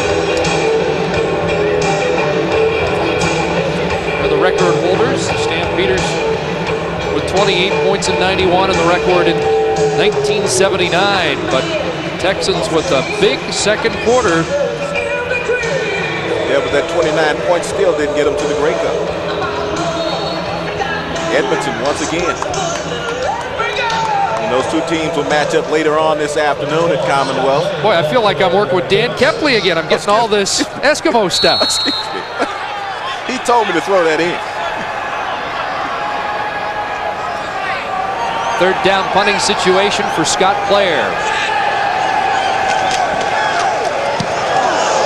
And they almost got to that punt.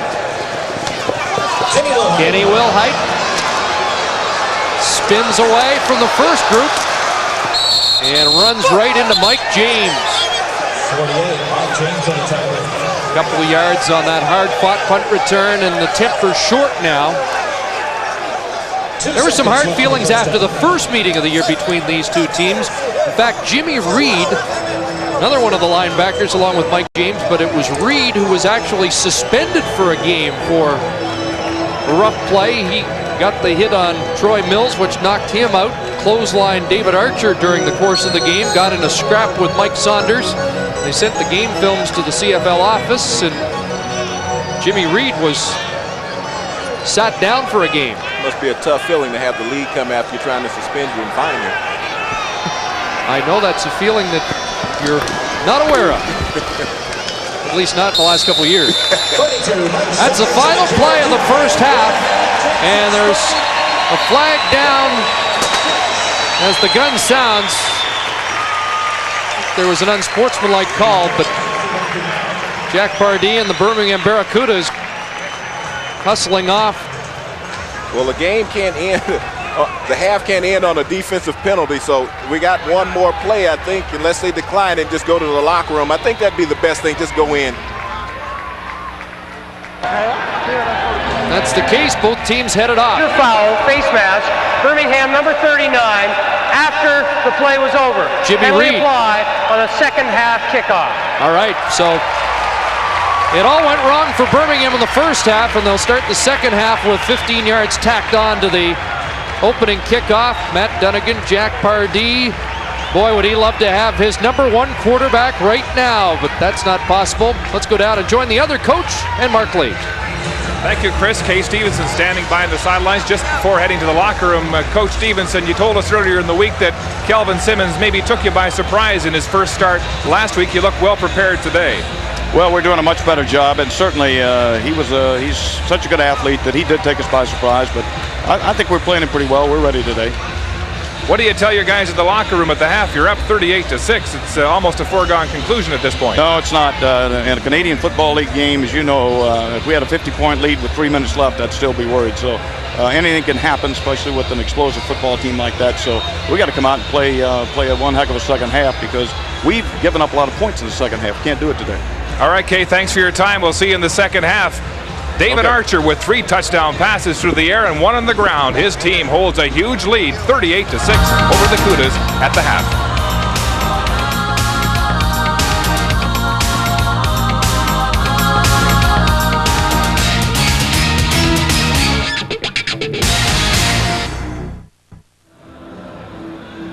The quest for Lord Grey's Holy Grail, that $48 silver cup he donated in the early 1900s, continues 83 years later. It all begins Saturday with the Sport Check Grey Cup Parade in preview, right through the streets of Regina. That should be excellent. We've got some great stories in store for you there, followed by the 83rd Grey Cup in Regina, Saskatchewan. They're coming from all over the province and the country to see this one. More than 54,000 seats already set up at Taylor Field.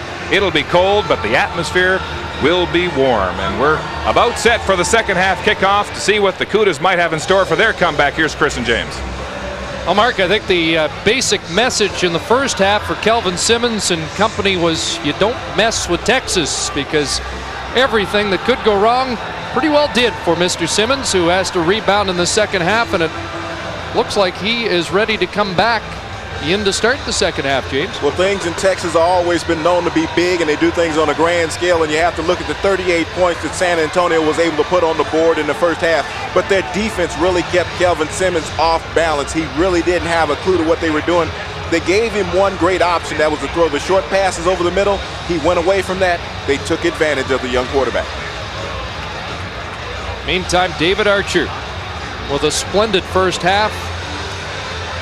I think Kay Stevenson's most pleased with the way his defense has responded. Following the game last week, the defense in the locker room said, guys, you bailed us out this week, meaning the offense. We will do the job next week in the playoff game. And as we've talked about, those interceptions, the play of the defense has really made the difference here. Yeah, they kind of felt that they let their offense down. They made the game much closer on paper than what it actually was, because they had a touchdown even on the last play of the game, and that was Birmingham last week.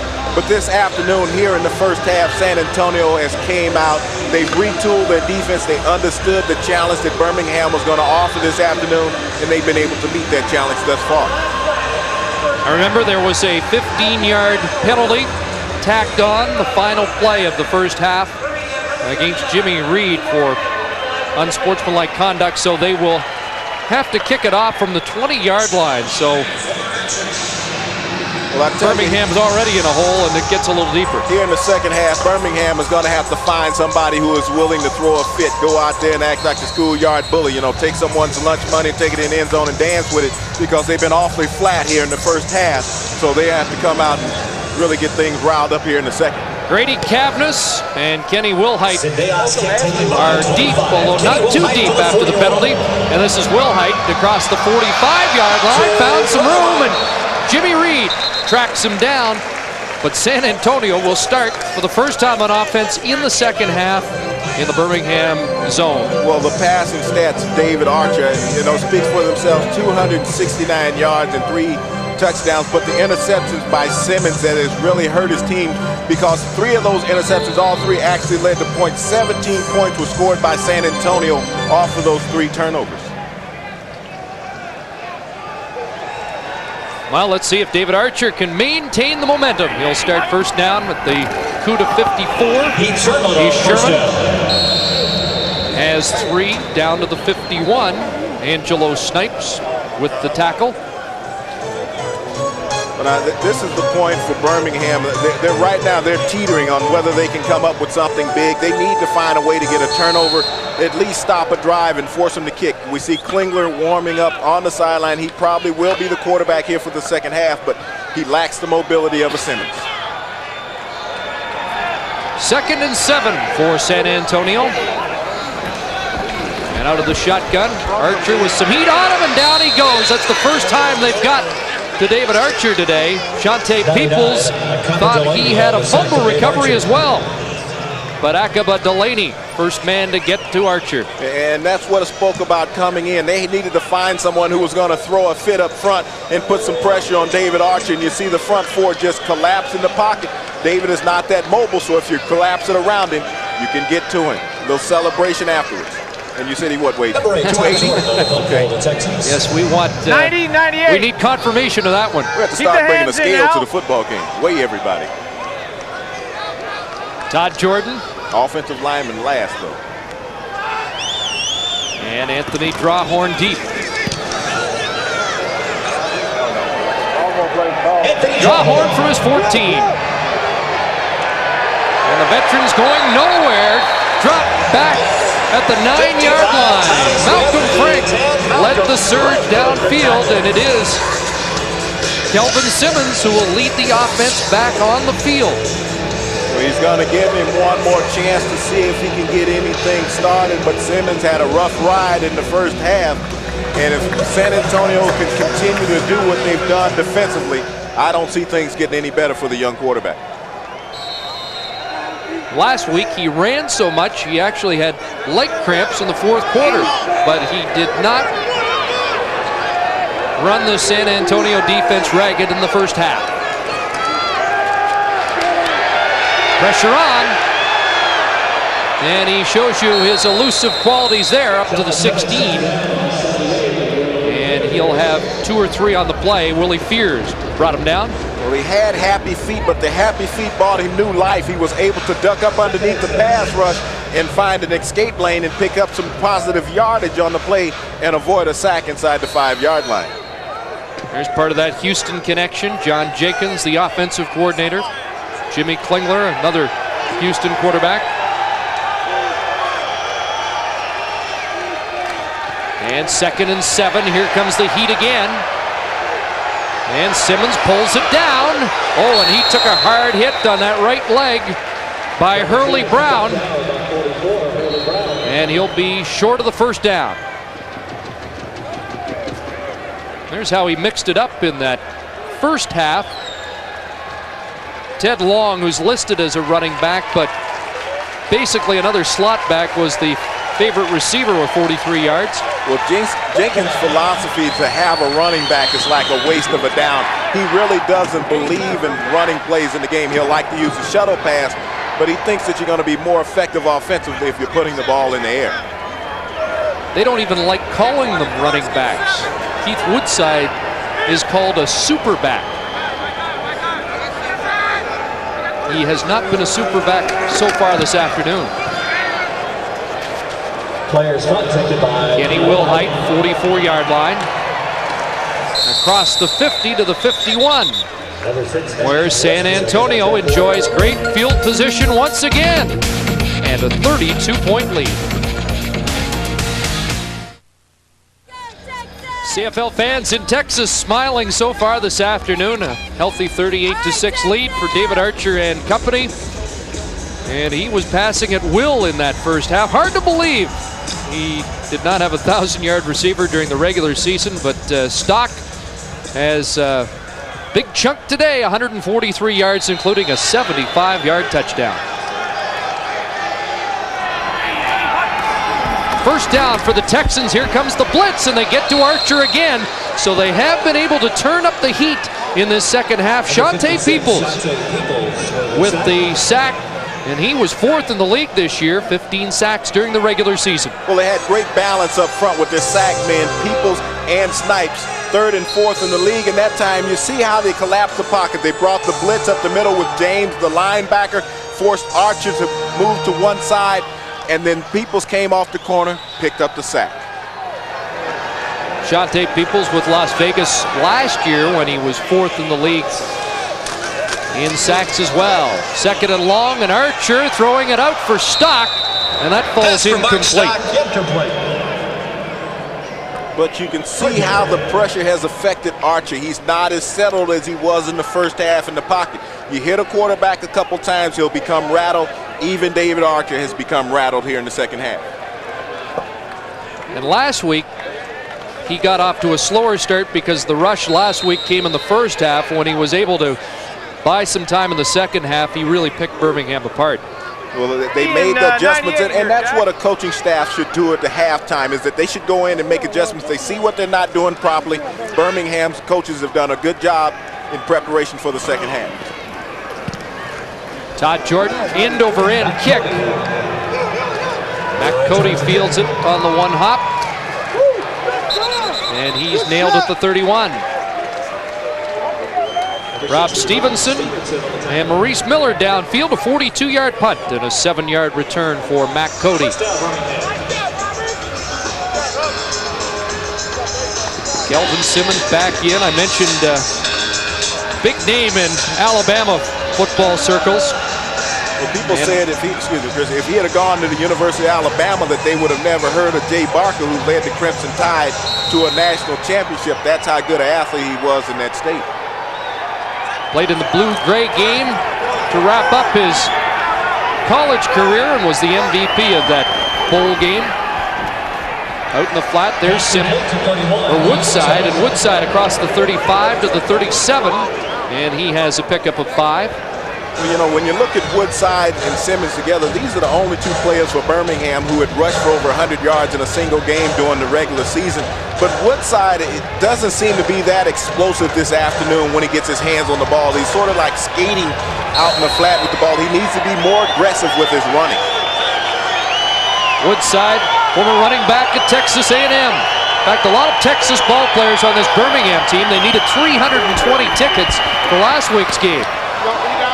Don't know if they ordered 320 more because the playoff price is usually a little more expensive. It's inflated and the league controls that, so there's not that many giveaways. But right now, Simmons on that last pass went back to what he was effective with in the first half, throwing the quick slants over the middle in that underneath coverage on the zone. Well, that's the barometer for the Barracudas' success this year. 21 points, right now just 6. Pair of field goals to show for their work in the first half.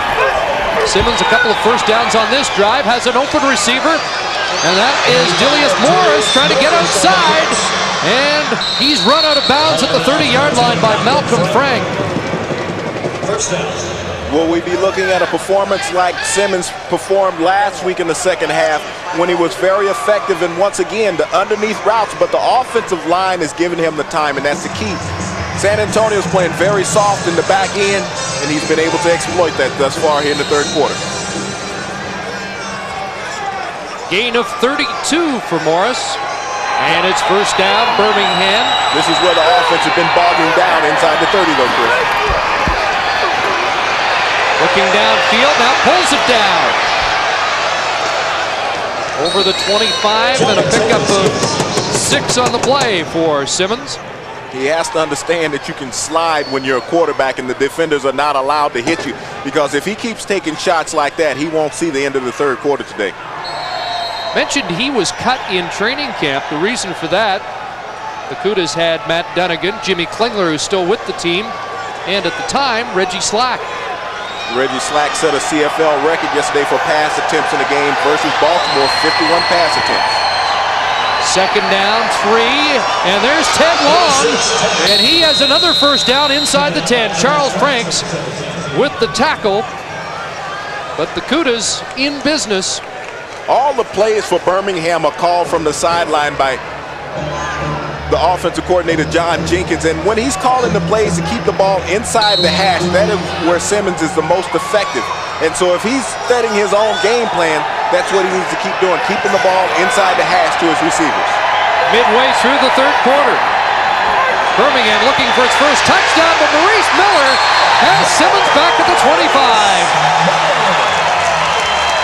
Their outstanding player in 1994, Maurice Miller, bringing down Simmons, and Pardee showing the frustration on the sideline. Well, the middle linebacker needed to make something happen. He's right in the middle, and you'll see him come right here. He sneaks in. He's going to come through untouched right there. As we roll it through, no one gets a hat on Miller. He has a free run to the quarterback, Simmons. Big play, San Antonio's defense.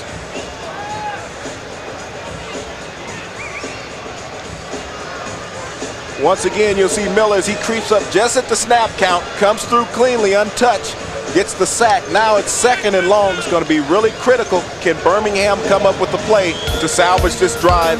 Because they cannot afford to walk away without any points on this long march.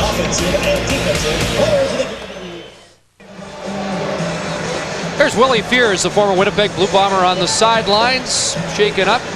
Has a Grey Cup ring with the Bombers. Shower too. Yeah, cooling down after being shaken up. And speaking of the Bombers, I know Cal Murphy wanted us to say hi to Bud Harden, the Director of Sales and Marketing for the Winnipeg Blue Bombers, who underwent a kidney transplant over the Thanksgiving weekend. And, our thoughts are with Bud. Hope everything is doing well, and everybody in Winnipeg a little disappointed with the loss yesterday to Baltimore, and now we're trying to decide who will play the Stallions in this Southern final.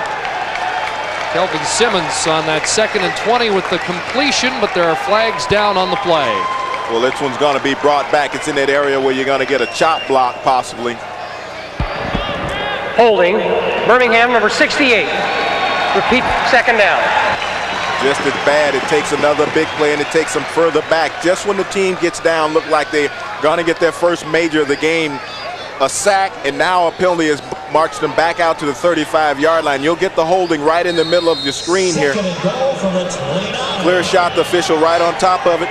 Throws the flag. Birmingham in trouble. It's 2nd and goal from the 29.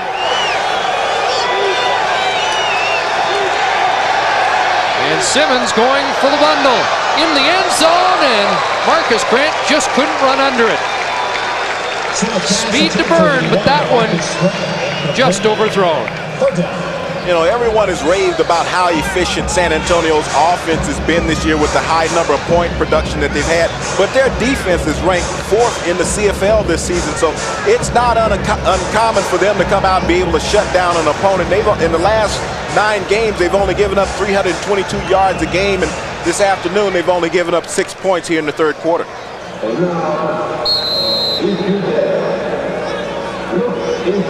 Speaking of defense, he's a great defensive player in the NFL, the Los Angeles Rams. Played with the fearsome foursome. Over-the-hill game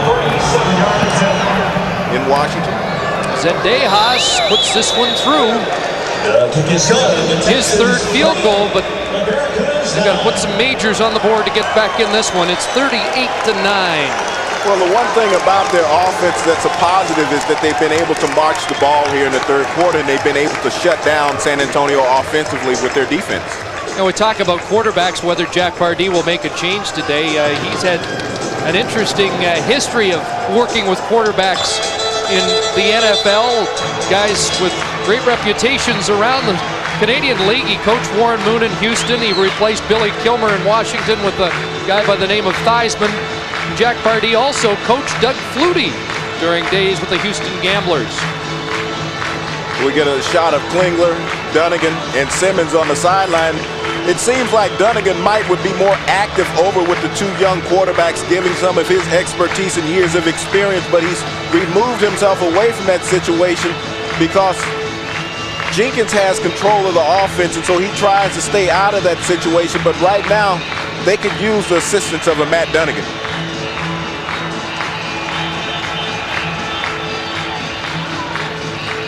Well, at times, Matt expressed some frustration with the limitations that the run and shoot offered in his play calling ability, and Jenkins is the man who makes the calls. Well, I wonder where Matt's staying. Do they have any sunshine peeking through over there? Is it brighter on that side of the stadium than it is on this side?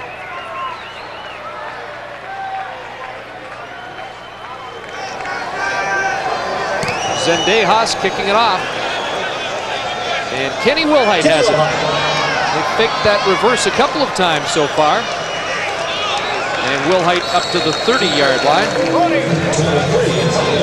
So it's 38-9, 6:12 to go, third quarter. And following this game, we'll head to Commonwealth Stadium in Edmonton. Ron Lancaster's Eskimos playing host to Dave Ritchie's defending Grey Cup champion BC Lions. Next Sunday, we'll be back at Memorial Stadium, where the Stallions will play host to the San Antonio Texans, unless Birmingham mounts one of the great comebacks in CFL playoff history. Wouldn't that be exciting, though? It sure would.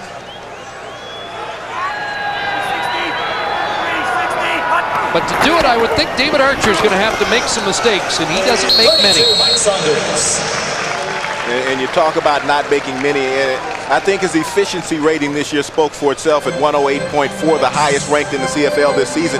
That shows how much David Archer had grown at the quarterback position. Everyone raved when he first came into the CFL in '93 about the 6,000 yards that he passed for, but he was always behind, so it was very easy to accumulate that type of yardage. This year passing for only 4,400 yards, but the touchdowns, the 30 touchdowns and the interceptions were way down this year, and his team has a winning record. East Sherman over the 40, and he'll have a first down. They've got such a nice balance here. They've got the fifth best passing team in the CFL, but the number 3 rushing team. And that's led by Mike Saunders, who came in this year after being a free agent last year in Saskatchewan, but his role, his total team role is what's been most important this year. When he came in, we see a look at Angelo Snipes, who gets in on that tackle there, but Mike Saunders with 1,031 yards this year has really balanced out this San Antonio offensive attack. And he'll stick his helmet in there and block for Sherman as well. There's a loose football, and Birmingham has it. Well, they needed a break, they needed a turnover, and the Texans make their first mistake of the day. Jack Pardee encouraged by that. Anthony Drawhorn with the fumble recovery on the play, and just as we spoke about it, David Archer mishandles the snap from center, but Drawhorn alert close at the line of scrimmage from his free safety position recovers, and now Birmingham has the ball with great field position at the 45. You'll see right here, he's trying to quarterback sneak it right there, and as he's hit, he lets the ball lay on the turf. Drawhorn alert recovers.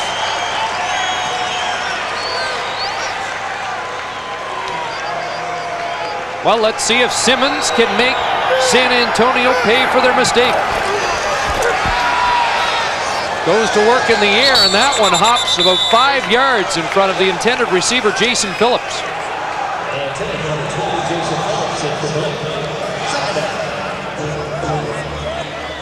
Well, he had a nice tight spiral on the ball. He just didn't have anything behind it. He has to step up, but he's been very effective when he's thrown the short passes. Jason Phillips right there, another one of those Houston Cougars.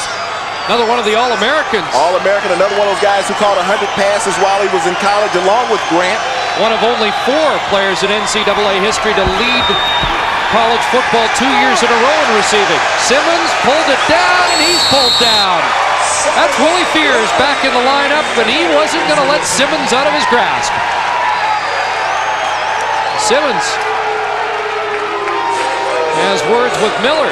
Well, Willie Fears hasn't played up to the potential that they expected from him. He only had 1 quarterback sack coming into today's contest, but a big play needed by someone up front for San Antonio, and Willie Fears able to get one of those big paws on the jersey of Simmons, and he pulled him down. This is what happens when you have a very small quarterback. You can take a defensive lineman and just drag him down by his shirt tail. Need those tearaway jerseys we see in. That was made famous down here in Texas. University of Texas started that. Here's Kenny Wilhite over the 15 up to the 18-yard line. So no points after the fumble by San Antonio.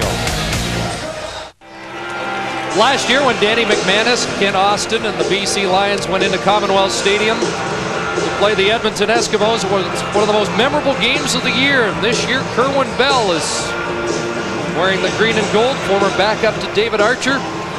And it should be another terrific matchup today at Commonwealth Stadium. We're back in San Antonio, Texas at the Dome, where the Texans are in charge, 38-9, 3:23 to go, third quarter. And Archer dumped again. That's the 3rd sack in the second half. Mark Ledbetter getting through.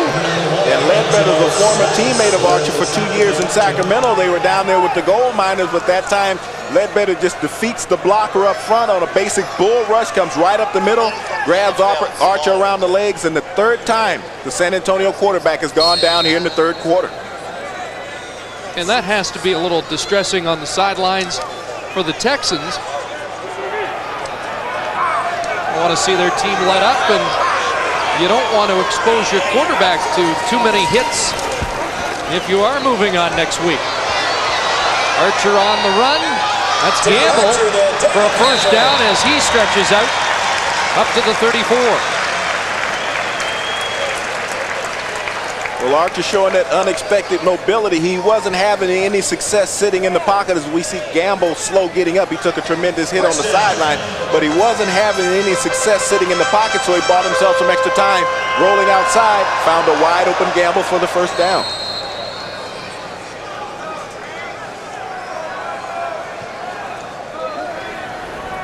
James. First and 10, San Antonio at the 32-yard line. As Ledbetter gets set to put the heat on again, with the gives to Heath Sherman, and a flag comes down. Sherman will carry flag down. At the 33, there's Jimmy Reed. Going to get that holding penalty. Jimmy Reed with that Darth Vader look out there. Not as big. Well, let's see what George Black has. Looks like the options are going to Birmingham. Holding. San Antonio number 63. Penalty is declined. Second down. The center, Mike Kiselak. No gain on the play, so it'll be 2nd and 10 for Archer. Mike has played every game this year for San Antonio at the starting center position. Just 20 yards for David Archer in this third quarter so far, and we have just 90 seconds to go. Like Peoples jumped offside. The throw incomplete. Kralik never saw it coming. Pass for Joe Kralik. There is a flag down. Well, you're going to get Shante Peoples, who got caught in that neutral zone, and that was a free one for Archer, and he thought that he had a wide open Kralik, but once again, he let the ball sail high. And Kralik didn't see it until it sailed over his head. Offside, Birmingham number 56. Repeat, second down. But Archer gets the down over. It'll be 2nd and 5 as Stevenson calls in the plays. We were asking Kay Stevenson about that. Why wouldn't you let an experienced quarterback like Archer call his own plays? And he says because we spend far more time than any of the quarterbacks in preparing the game plan. We can see more with our coaches upstairs. Ball's gone, outscored! And here's a pass to Stock, knocked down. Nice defensive play there by Eddie Davis. Broken up by number 25. As he was in coverage against Stock. That was a marvelous play by Eddie Davis. Came into this game second on this team in tackles with 71. But look at the concentration. He finds the football. He gets that arm out at the last moment and deflects it away. That's how you play the ball. You get your head turned at that last moment and get your hands up. Not much for David Archer in this third quarter, but a 29-point lead. 90. Keep the hands in now. Well, this San Antonio offense has gone in reverse here in the third quarter. They just haven't been able to move the ball, but now Birmingham needs to find a way to get into the end zone. Again, this year they have not shown an ability to get big plays on specialty teams. Anthony Drawford trying to change that, but penalty markers are down. Looks like the laundromat's going to get a call next. There are a few markers on the field. But once again, when you look at Birmingham, they're coming on the field very flat. It's not much emotion on the San Antonio sideline here in the third quarter, and that's part of the low that they've had productivity-wise. But Birmingham now, somebody needs to kickstart this team and find a way to get the ball into the end zone. And it looks like the emotional level of the Texans has come down after that dominating first half. But again, they probably believe they've already won on that sideline. Well, you know, Illegal block, Birmingham number 9. Penalty is accepted. Holding, Birmingham number 3. Penalty is declined. First down. Well, so often teams get big leads and they go flat because they forget you got to play 60 minutes of football. And they think that it's just going to happen for them in the second half, and it just hasn't been the case for San Antonio. But for Birmingham, they just haven't been able to find that one key element. They keep going away from where they have success, and that's the passing over the middle underneath. Simmons still at quarterback. Had a man open over the middle and delivered the football high. Delius Morris, the intended receiver. And that's one thing that Birmingham has figured out, that there's an open spot in the middle of San Antonio's zone defense, and it's always going to be open if they throw the ball there. It's just a matter of putting the ball on the money.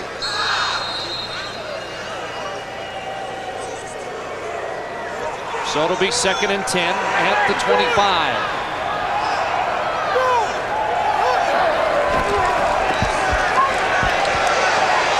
Simmons has to run it, but he is thrown to the turf. Maurice Miller, and they've had something going in the last few series, and Miller took him down hard. And we got a flag at the end of that play also, and it's going to be a big penalty, because if this is against San Antonio, it's going to keep this drive marching downfield and be a very foolish penalty on their behalf. It would have been the final play of the third quarter, but the penalty may give Birmingham one more shot before. Well, it's going to go against Birmingham. Someone took some exceptions to Miller's slam of Simmons on the turf, and it cost their team. Major foul, unnecessary roughness. Birmingham number 14 after the whistle, 3rd down. I thought Simmons got the worst of that. You know, the littlest guy, the smallest guy on the field gets the penalty for objectionable conduct. But watch Maurice Miller as he takes him and treats him like a rag doll here and just slams him to the turf. And Simmons didn't like that at all. Yeah, Simmons was hanging on to the face mask as he was going down. Scott Blair with the punt, and Wilhite dropped it at midfield and just scoops it to safety out of bounds. And that is the final play of the third quarter. And Birmingham unable to cut into the lead substantially. It's 38-9 after 45 minutes.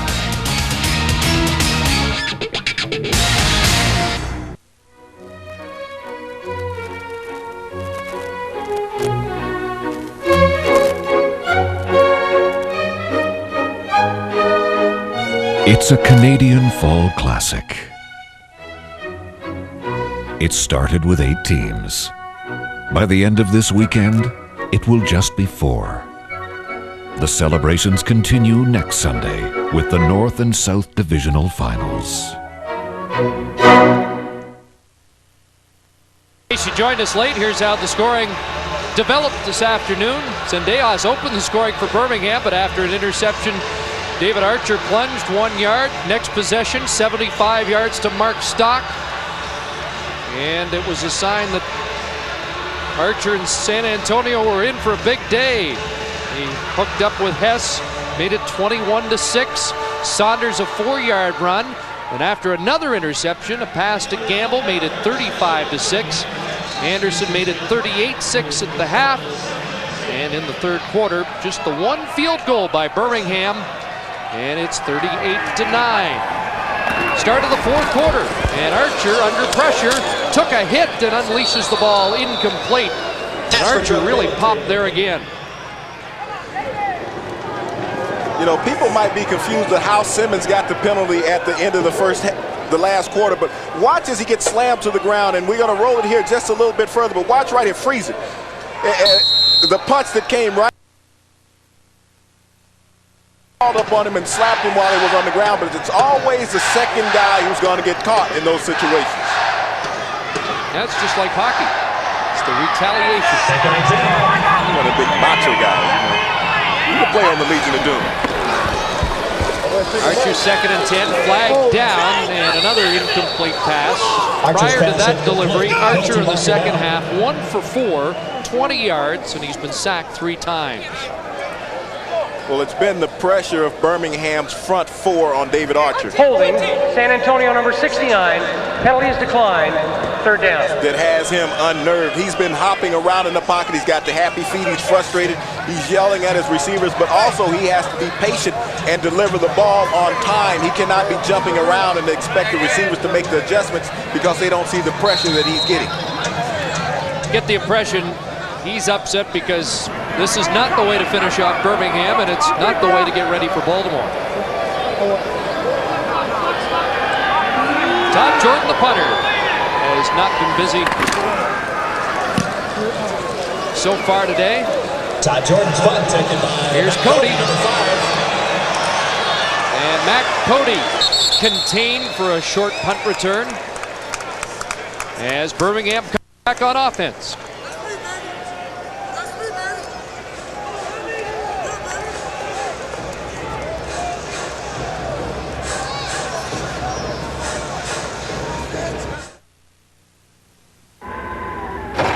Canadian Tire has guaranteed low prices every day on MotoMaster batteries, so you can get one whenever you need one, and you won't get left out in the cold.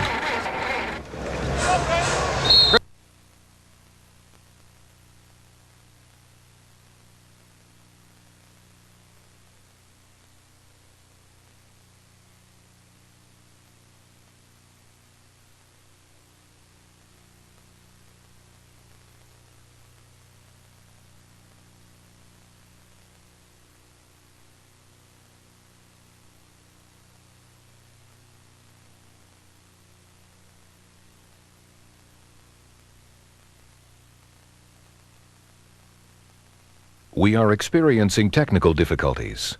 Please stand by.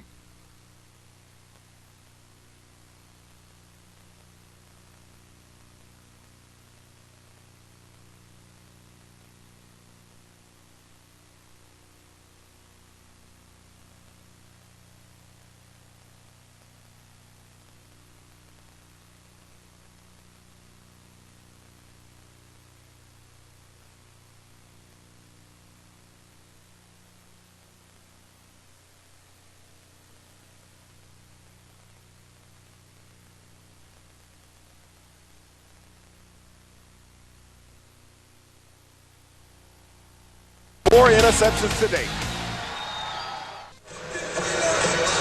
Grady Cavness has 5 interceptions this year. 3 have come out against Birmingham. He got the Texans kick-started in this one with an interception in the first quarter, and here's his second of the day.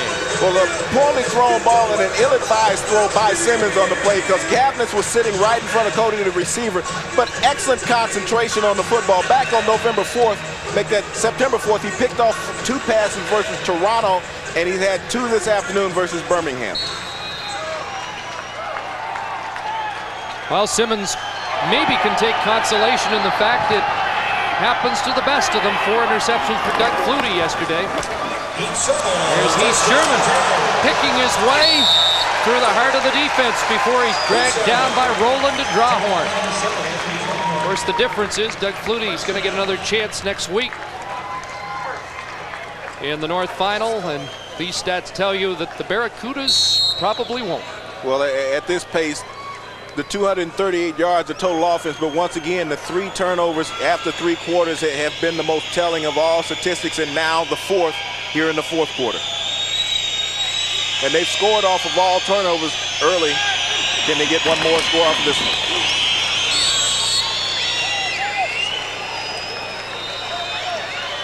Steve Anderson making the defensive play there. Returning to the lineup after missing the past couple of weeks with an injury. In fact, he was hurt in the first meeting between San Antonio and Birmingham. Archer's felt a lot of heat from his past couple of passes. Will his offensive lineman be able to give him time here on this 2nd and 10 attempt?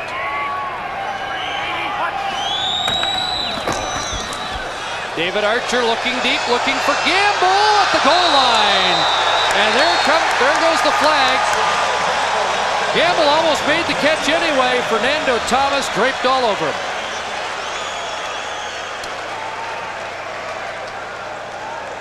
Gamble 2 catches last week, 85 yards, so he is a deep threat for Archer.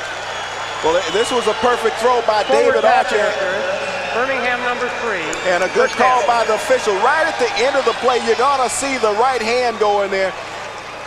Just at the end, as the ball gets close, get a freeze right here. You see him right here as he's got the arm right inside, wrapped up on the receiver. And the official right on top from the inside call that. Perfect call by the official. So it gives San Antonio a 1st and goal on the 1. And San Antonio, on 3 previous turnovers, they were able to get points. Right now, the 4th turnover, and they're at the 1-yard line. Sherman to the line, and Jimmy Reed and company pulling him out. He did not cross the plane. And it'll be 2nd down. See that graphic, just 5 yards in penalties for Kay Stevenson's team today. Last week, they had a season-high 177. Well, the discipline of a Kay Stevens proves itself on that point right there, because when you have a team with a game of this significance, why lose yardage on foolish penalties? His team has came out and played an excellent, disciplined game this afternoon, and the results are on the scoreboard with 38 points, trying to punch it in for some more. So it's 2nd and goal from the 1. And they'll try Sherman again. He's in this time. Touchdown, Texas.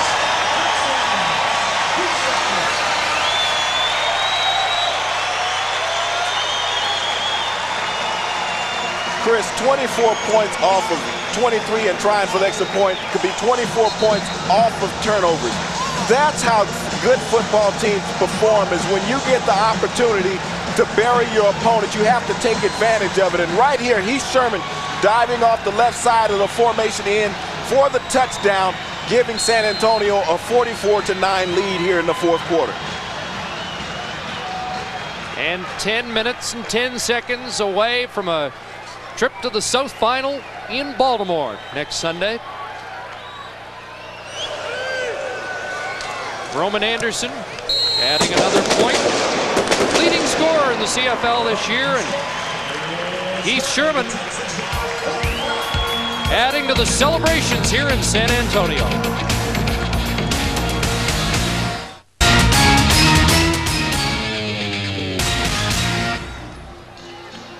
As Mr. Curry mentioned, a matchup of the Grey Cup champions of the last 2 years. There's Dave Ritchie, as his team looks like it's just concluded the pregame warm-up, facing Ron Lancaster and the Edmonton Eskimos this afternoon. That's a great matchup. The Eskimos on a high going into the playoffs, and the Lions weren't sharp down the stretch. Can they recapture that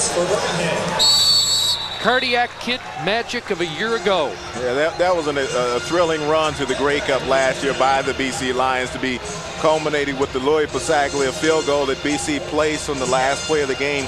What a more fitting finish that you could ask for. Right now, David Archer and the San Antonio Texans trying to finish this one off and concentrate on Baltimore. Let's join Mark Lee.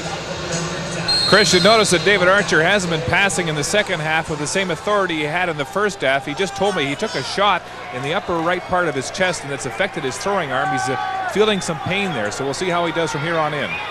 Backup quarterback is Jim Kemp. And here's Simmons with heat on him from Oscar Giles, just getting the pass away incomplete. Talk about feeling pain. Kelvin Simmons has felt some pain this afternoon.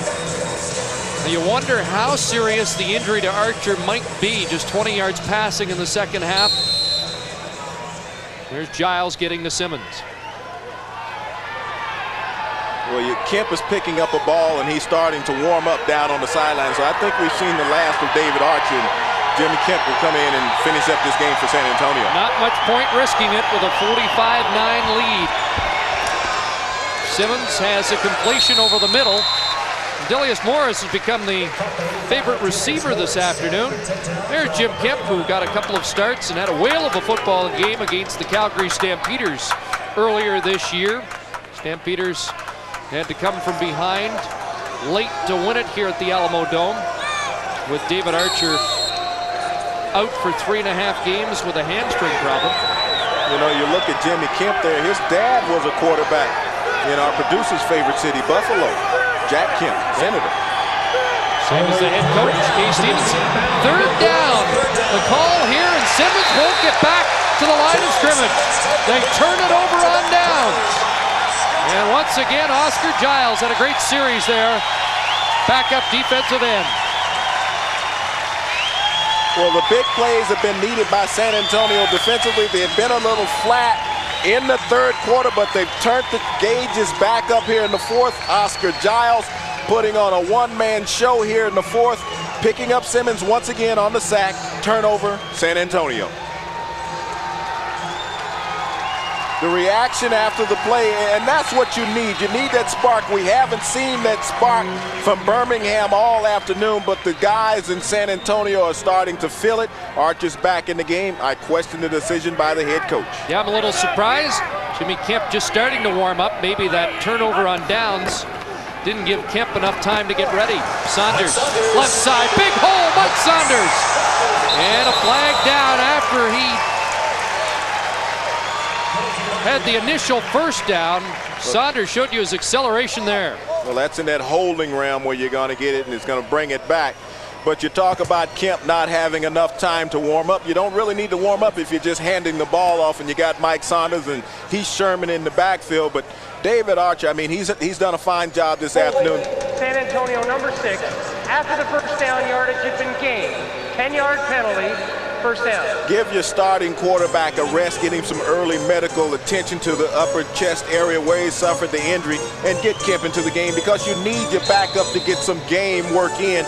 As you'll see right here, the holding came after the first down right in the corner of your screen there, but Kemp needs to get some game reps in. David Gamble called for holding. You saw he had a handful of jersey. Saunders 8 carries, 41 yards. And he'll get another carry here, dragged down for a big loss. Back in the 52. Mark Ledbetter, who's had a pretty good afternoon against his former teammates. Well, he's accustomed with the blocking schemes of San Antonio's offensive linemen after spending 2 years there.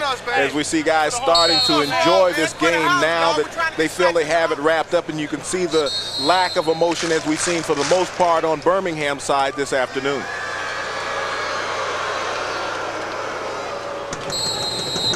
Been a long afternoon for the Birmingham team, but a successful expansion year. 10-8 during the regular season and a berth in the playoffs, something San Antonio or Sacramento for the first 2 years was unable to achieve. Archer does throw. Mark Stock over the middle. And he's wrestled down by Eddie Davis. That's a first down at the 28. And David Archer goes back to the air. And I think he hurt his hand on that last play, Chris, that he might have smacked it on one of the defenders' helmets. And if we can get a look at it, but you see Stock running a nice crisp route. And this is where they've had the success over the middle. Both teams with the curl routes. That time Archer had a lot of mustard on it. And David Archer is now coming out of the game. You wondered why they were taking chances. You can see right there as he hits his throwing hand on the helmet. And I question Coach Kay Stevens for leaving his quarterback in. That's what hurt Matt Dunnigan. And 2 weeks ago, that's how he broke his finger. Now they're going to have to check David Archer out. 2 years ago in Sacramento, he dislocated his thumb on that same type of throw. And Jimmy Kemp, his first handoff to Heath Sherman. Another first down as they check Archer out. It's the thumb once again. You can see right there as they were checking the thumb, and that's going to cause some concern because if he gets some swelling in that hand, he's not going to be able to grip the ball too firmly in Baltimore next week. Here's Kemp's numbers. He got action in 4 games this year with the injury to Archer. Archer showed us a good sign, though. He used that throwing hand to give Stock a pat in the back, so he isn't nursing any pain at the moment. Saunders, a couple of yards on that plunge. Sherman now has 69 yards rushing. Well, you can see right there where he's talking about how he jammed it on the player coming in, but he's holding that thumb upward, so he's trying to keep it away. You know, a lot of times players try to disguise when they actually have an injury, but David Archer's had serious problems in the past with that throwing hand thumb. So once again, we'll get a look. Watch as it slams against the opposing player's helmet right there as Snipes comes through, and that's where he slammed it, right on his helmet as he came through it. We'll see next week, though. 2nd and 7. And Kemp swings it out. Saunders cuts inside. Mike Saunders to the goal line. Touchdown.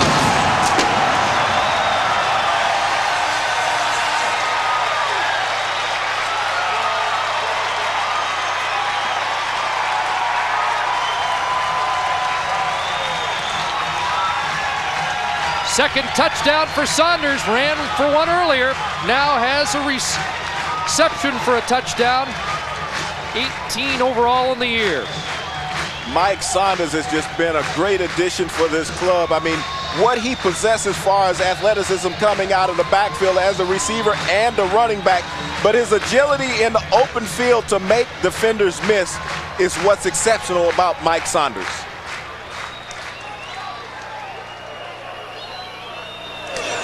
Anderson converts another, and it's 52-9. And the lights are just about turned out on the Birmingham season. 4:32 to go.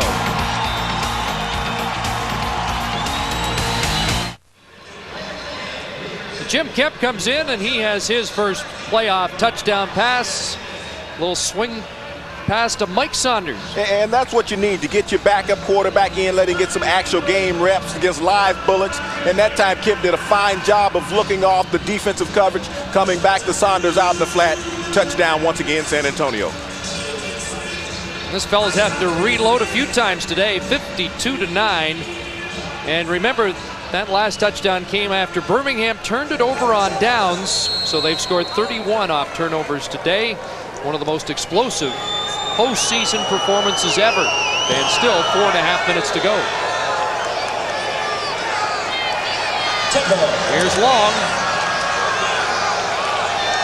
Up to the 29-yard line. So Baltimore and San Antonio for an interesting sub-final. You know, a real interesting matchup when you look at it. You got power running against great passing in these two ball clubs. Both teams have exceptional running games. Mike Saunders is a great back, but Baltimore at home on the grass in the open elements, where San Antonio hasn't fared that well outdoors this year, and on the natural grass they're only 1-2. Baltimore 15-3 on the season. 2 victories over San Antonio very early in the year in the first 3 weeks. Very early, and San Antonio really didn't have their team set at that point when they played Baltimore early. But right now, these two teams really match up well together. Mike Pringle was with this team in its first year for a time. You know, there's a lot of talk on the San Antonio side about the similarities between this year and '92, when they won 7 in a row and went on to win the WLAF. And it was Kay Stevenson and David Archer in Sacramento beating Don Matthews and Orlando Thunder in the World League in Montreal, as a matter of fact, at that time. Well, Simmons under pressure again and unloads deep downfield, and open is Eddie Britton, but he was out of bounds. You know, you go back to that point and you look at these two teams on offense. They're quite similar with their offensive lines. They both have great offensive lines. They've been intact for the most part this season. They do a good job of protecting both of their quarterbacks. Tracy Ham has the edge in mobility and CFL experience, but as pure passing, David Archer would get the nod there.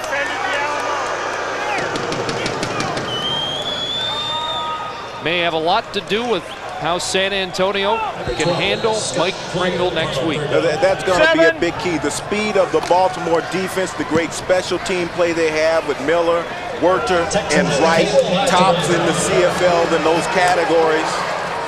You know, it's going to be a great game, and I'm really looking forward to that contest next Sunday in Baltimore.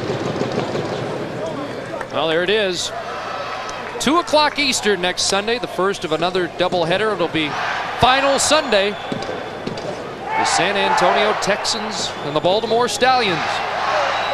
You know, when you look at San Antonio's defense this afternoon, they did a good job of containing Simmons, who rushed for 136 yards on him last week. But facing Mike Pringle is a different story. Mike had a big game, but people forget that one of those runs was an 80-plus yard run, and he only ended up with 125 versus this defense.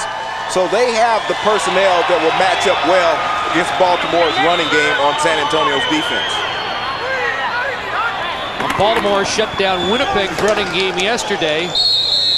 Will San Antonio be able to run against Baltimore? That's Judd Garrett in. The backup running backs getting some reps like Jimmy Kemp. 3 minutes to go. And 52-9 Texans.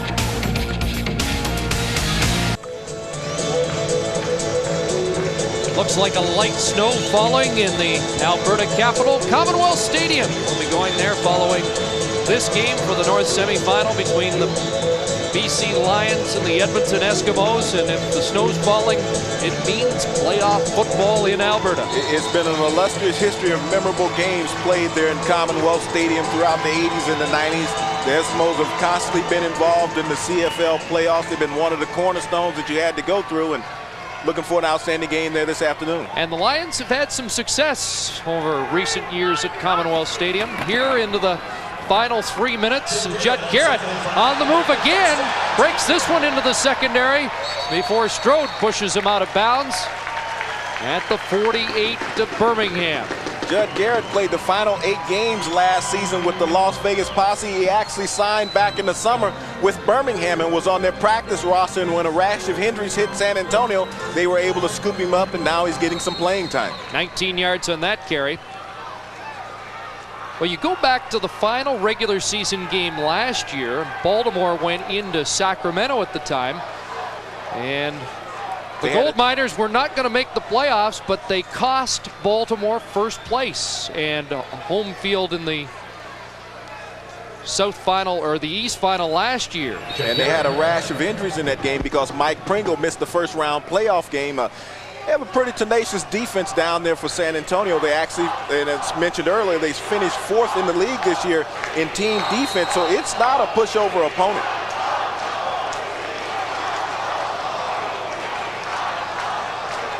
Now the clock running now, 2:10 to go, and no signal of surrender from the Birmingham bench, but it has been a very thorough trouncing provided by the Texans this afternoon. No, I'm still waiting on you to break into your rendition to turn out the lights. Party's over. Like that sign, the party is over. Well, it's been over for a long time for Birmingham. It's just a matter of the clock running out. The frustration of a Matt Dunnigan once again missing a playoff game goes back to 1993, the last time when Winnipeg was in the playoffs and he was injured. He had the Achilles injury and he missed the playoff run that year, and they lost that Grey Cup to Edmonton in Calgary. A very memorable game when John Fleming kicked 6 field goals in that game and won the most outstanding Canadian. You know, with Edmonton, didn't he? Here, Jack. He did. You know, the party may have been over when Dunnigan went down in Edmonton a few weeks ago, because he had a brilliant year, maybe as good a season as Matt Dunnigan's ever had. You know, he's gotten better statistically as he's gotten older, but he's been more susceptible to injuries also, and that's always been a question mark in his career, and you hate to see any great player constantly hampered by injuries, but it is plagues Matt's career. Tough luck this year, started in camp with a broken finger and then finishes the year with a broken knuckle. And Fred Childress and Hurley Brown having some words. If I'm Hurley, I'm backing away from Fred. I'm letting him have that. He can have his space. He's one big man. And Klingler coming in. I really don't understand why you want to put Klingler in with 1:23 to go, but hey, we're not coaches. Yeah, he might be wondering why it wasn't a little sooner on a day like this, but let's see what Jimmy Klingler can do. Another one of the stars out of the Houston system that ran the run and shoot at the University of Houston. Not as mobile and is able to shake the first sack attempt before he does go down. And it was James King who had the first crack at him. Well, you got to understand when you're playing right now and you bring in a quarterback who's not mobile, San Antonio's just going to pin back the edge. It's like the wild dogs on a hunt and they're smelling fresh meat. They're going to eat him up. Last home game for San Antonio this year, and they provided the fans with an impressive effort as we approach the final minute. And Klingler airing it out, and that one too far for Eddie Britton down the far sidelines. A lot of questions still to be answered too in the offseason. San Antonio's had a fine year, but Birmingham started off pretty good attendance-wise, and then things really tailed off. Jack Pardee has this franchise in solid shape on the field, but where it's going to be off the field remains to be seen. Well, that's all you can ask from a coaching staff and the players is to put a winner on the field. You know, you really can't control what the fans are going to do. They're kind of finicky down here in the southern part of the U.S., but they've had a fine year of team production in San Antonio and Birmingham. Will Height steps out of bounds, 47 seconds left. You know, when you look at this game this afternoon, Chris, you really have to look at the defensive performance of San Antonio. You see the points on the scoreboard, but 31 of those points came off of defensive turnovers, and they gave the offense great field position off of those turnovers, and David Archer and Jimmy Kemp had the presence to be able to come out and direct the offense into the end zone. So you really have to take your hat off to the San Antonio defense because they held this Birmingham offense in check all afternoon and gave their offense great field position. I think that's what the fans here just did. Took their hats off, gave the defense a standing O. And now the final drive of this football game, 47 seconds left. And again, Judd Garrett, the ball carrier. 34, Judd Garrett.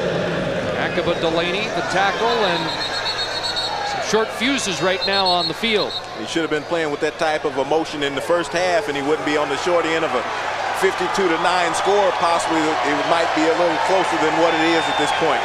And Kay just took the ice bath.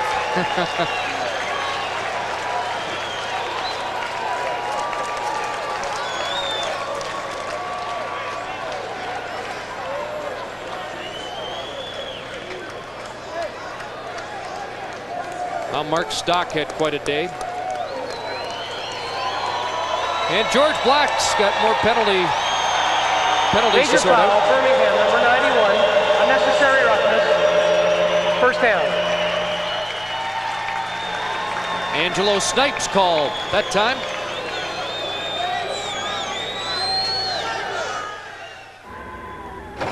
Canadian Tire has guaranteed low prices every day on MotoMaster batteries, so you can get one whenever you need one, and you won't get left out in the cold.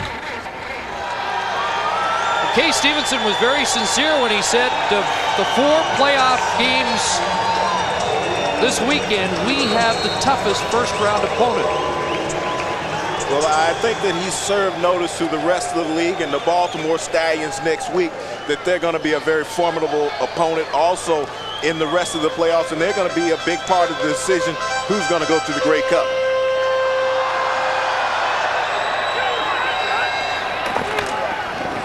Here's Heath Sherman, powerful runner inside the 35. Sherman's had a good day. Kittrick Taylor slow to get up, and this is not the time you want to lose anybody with a big game against Baltimore next week.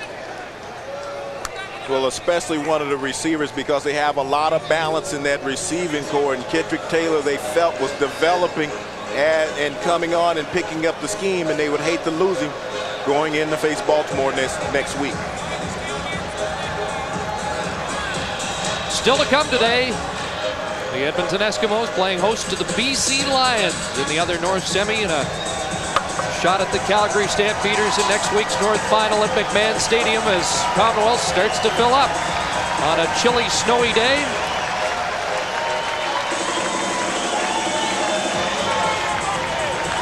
Well, they are not here in large numbers.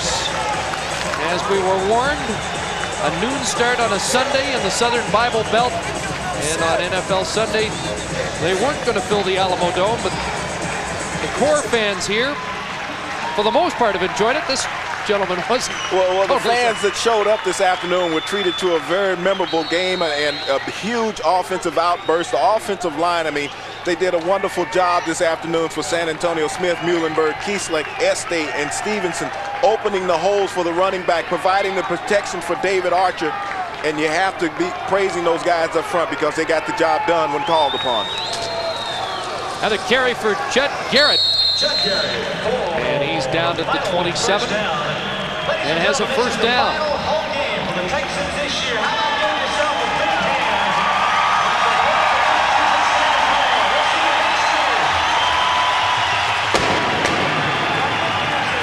And they just announced final home game of the year here. This team will go to Baltimore next week, and David Archer wants a trip to Regina in 2 weeks' time. Well, whoever shows up, Baltimore or San Antonio, I think we're going to be treated to one memorable Grey Cup. Final play, and Jimmy Kemp puts the knee down to end it. It will go in the books as a 52-9 trouncing, and San Antonio is going to Baltimore for the South Final next week. Kay Stevenson will lock horns again with Don Matthews. Well, I think it's the game, and it's the proper game. The two best records in the South meeting for the South Division Championship, and it's going to be a memorable game next week in Memorial Stadium. The San Antonio Texans with an opportunity to go to the Grey Cup. Baltimore Stallions looking for an opportunity to repeat the trip back to the Grey Cup. Let's go downstairs and see Mark. All right, thanks, James. I'm with David Archer. Dave, command performance, 7 touchdowns in this playoff game, tying a CFL record. You got to be pretty happy. Yeah, we came out and played hard. We had there was a lot of focus on the ball club. We've had an ongoing thing with these guys all year long, and we've gotten one step closer to what we wanted to do.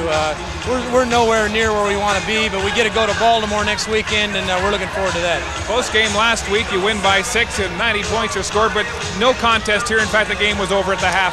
Was it the adjustments you made all week? Well, I think the defense set the tone. I think the defense said that that wasn't going to happen to them again next week. They didn't play well last weekend, and they came out and they really got after Kelvin and really shut their offense down. What about the arm? I know you looked like you had some pain. You told me you took a shot there, and we've got some pictures here of when you hit your hand on the helmet. It looked like Snipe's helmet. Well, Hans is around the ball all the time. I mean, he's one of those kind of guys you expect in your face most of the night, and he was there. He's a great ball player, and my hat's off to him. He's a great player. But, I mean, this time of year, you're going to get beat around. This is playoff time, and you're going to get hit. You're playing the best, so you're going to get hit. I just got to step up and make the next play. Big change appeared to take place early in the game after Simmons was picked off on his first pass of the second series. You come back with that 75-yard bomb to Mark Strock.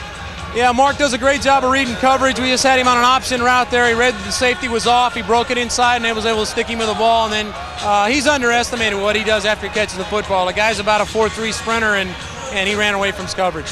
Baltimore, you lost to them twice this year.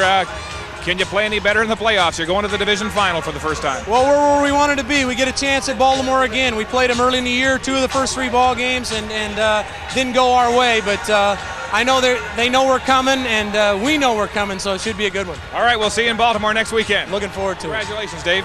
David Archer, we're also joined here by one of the top defensive players of this game, Grady Cavness. Grady, here's one of your interceptions. You had 2 on the night. Tell us about it. I was just in the right place at the right time. We're reading little things. We practice real hard because, these wide receivers are real good. So we had to really practice hard and study our film. That's how we came up with the interception. That was your first pick early in the game. We just talked about it with David Archer. Do you think it maybe intimidated the young quarterback Simmons? No, I think he's a real good player. I think he has a lot of confidence. I think that we just, like I said before, was mentally ready, and we came out to play. What can you say about your defense? Rated 4th in the league this year. By our count, 31 points were scored today on account of turnovers. We can get better because Baltimore is a better team than we just played, so I hope we can move up to #1 during these playoffs. Now, you lost twice to Baltimore this year. Are you a better team now? Will you give them a better run in the playoffs? I think so. I think we're, like I said, everybody's physically basically the same. I think we need to go back, study some film, and get ready to play these a real good team, Baltimore. What do you think about this Canadian game? Fast pace. It sure is. Congratulations on a fine effort, Grady. Thank you. What an effort by the Texans today as they wipe out the Birmingham Barracudas. The final score, 52-9, and there's the hero of the day, David Archer, taking time with his public. The final home game here this year in the Alamo Dome. It's on to Baltimore and the division final. Back after this.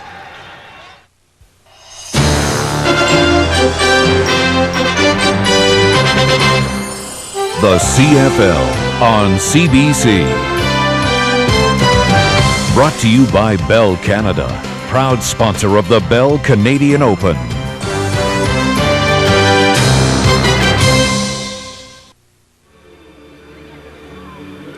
They have cleared the Alamo Dome, and now it's on to Baltimore. There you see the division final for the South, set for next Sunday at 2 Eastern. The Texans versus the Stallions, who beat the Texans twice this year. Now it's on to Edmonton for the second half of our playoff doubleheader, the Lions and the Eskimos. So long from the Alamo Dome. Commonwealth Stadium is set for the most anticipated of all CFL rematches. The last time these teams met, the Eskimos survived a last-second charge with a late touchdown in overtime. And now Benny is ready to deliver the goods. Kerwin would like nothing better than to ring up another win. Danny Mack would like nothing better than to repeat last year's upset. The defense will have to make its point. Oh yes, it doesn't get much better than this. Only one division finalist remains to be decided, and this is where the decision will be rendered at Commonwealth Stadium in Edmonton. The Eskimos are one of the hottest teams in the CFL. The BC Lions are a lot cooler, but they remember well their Grey Cup miracle of a year ago, and this is where it started. Hello and welcome to Edmonton for the North Division semifinal between the Eskimos and the Lions, and we're just in time to hear the national anthem.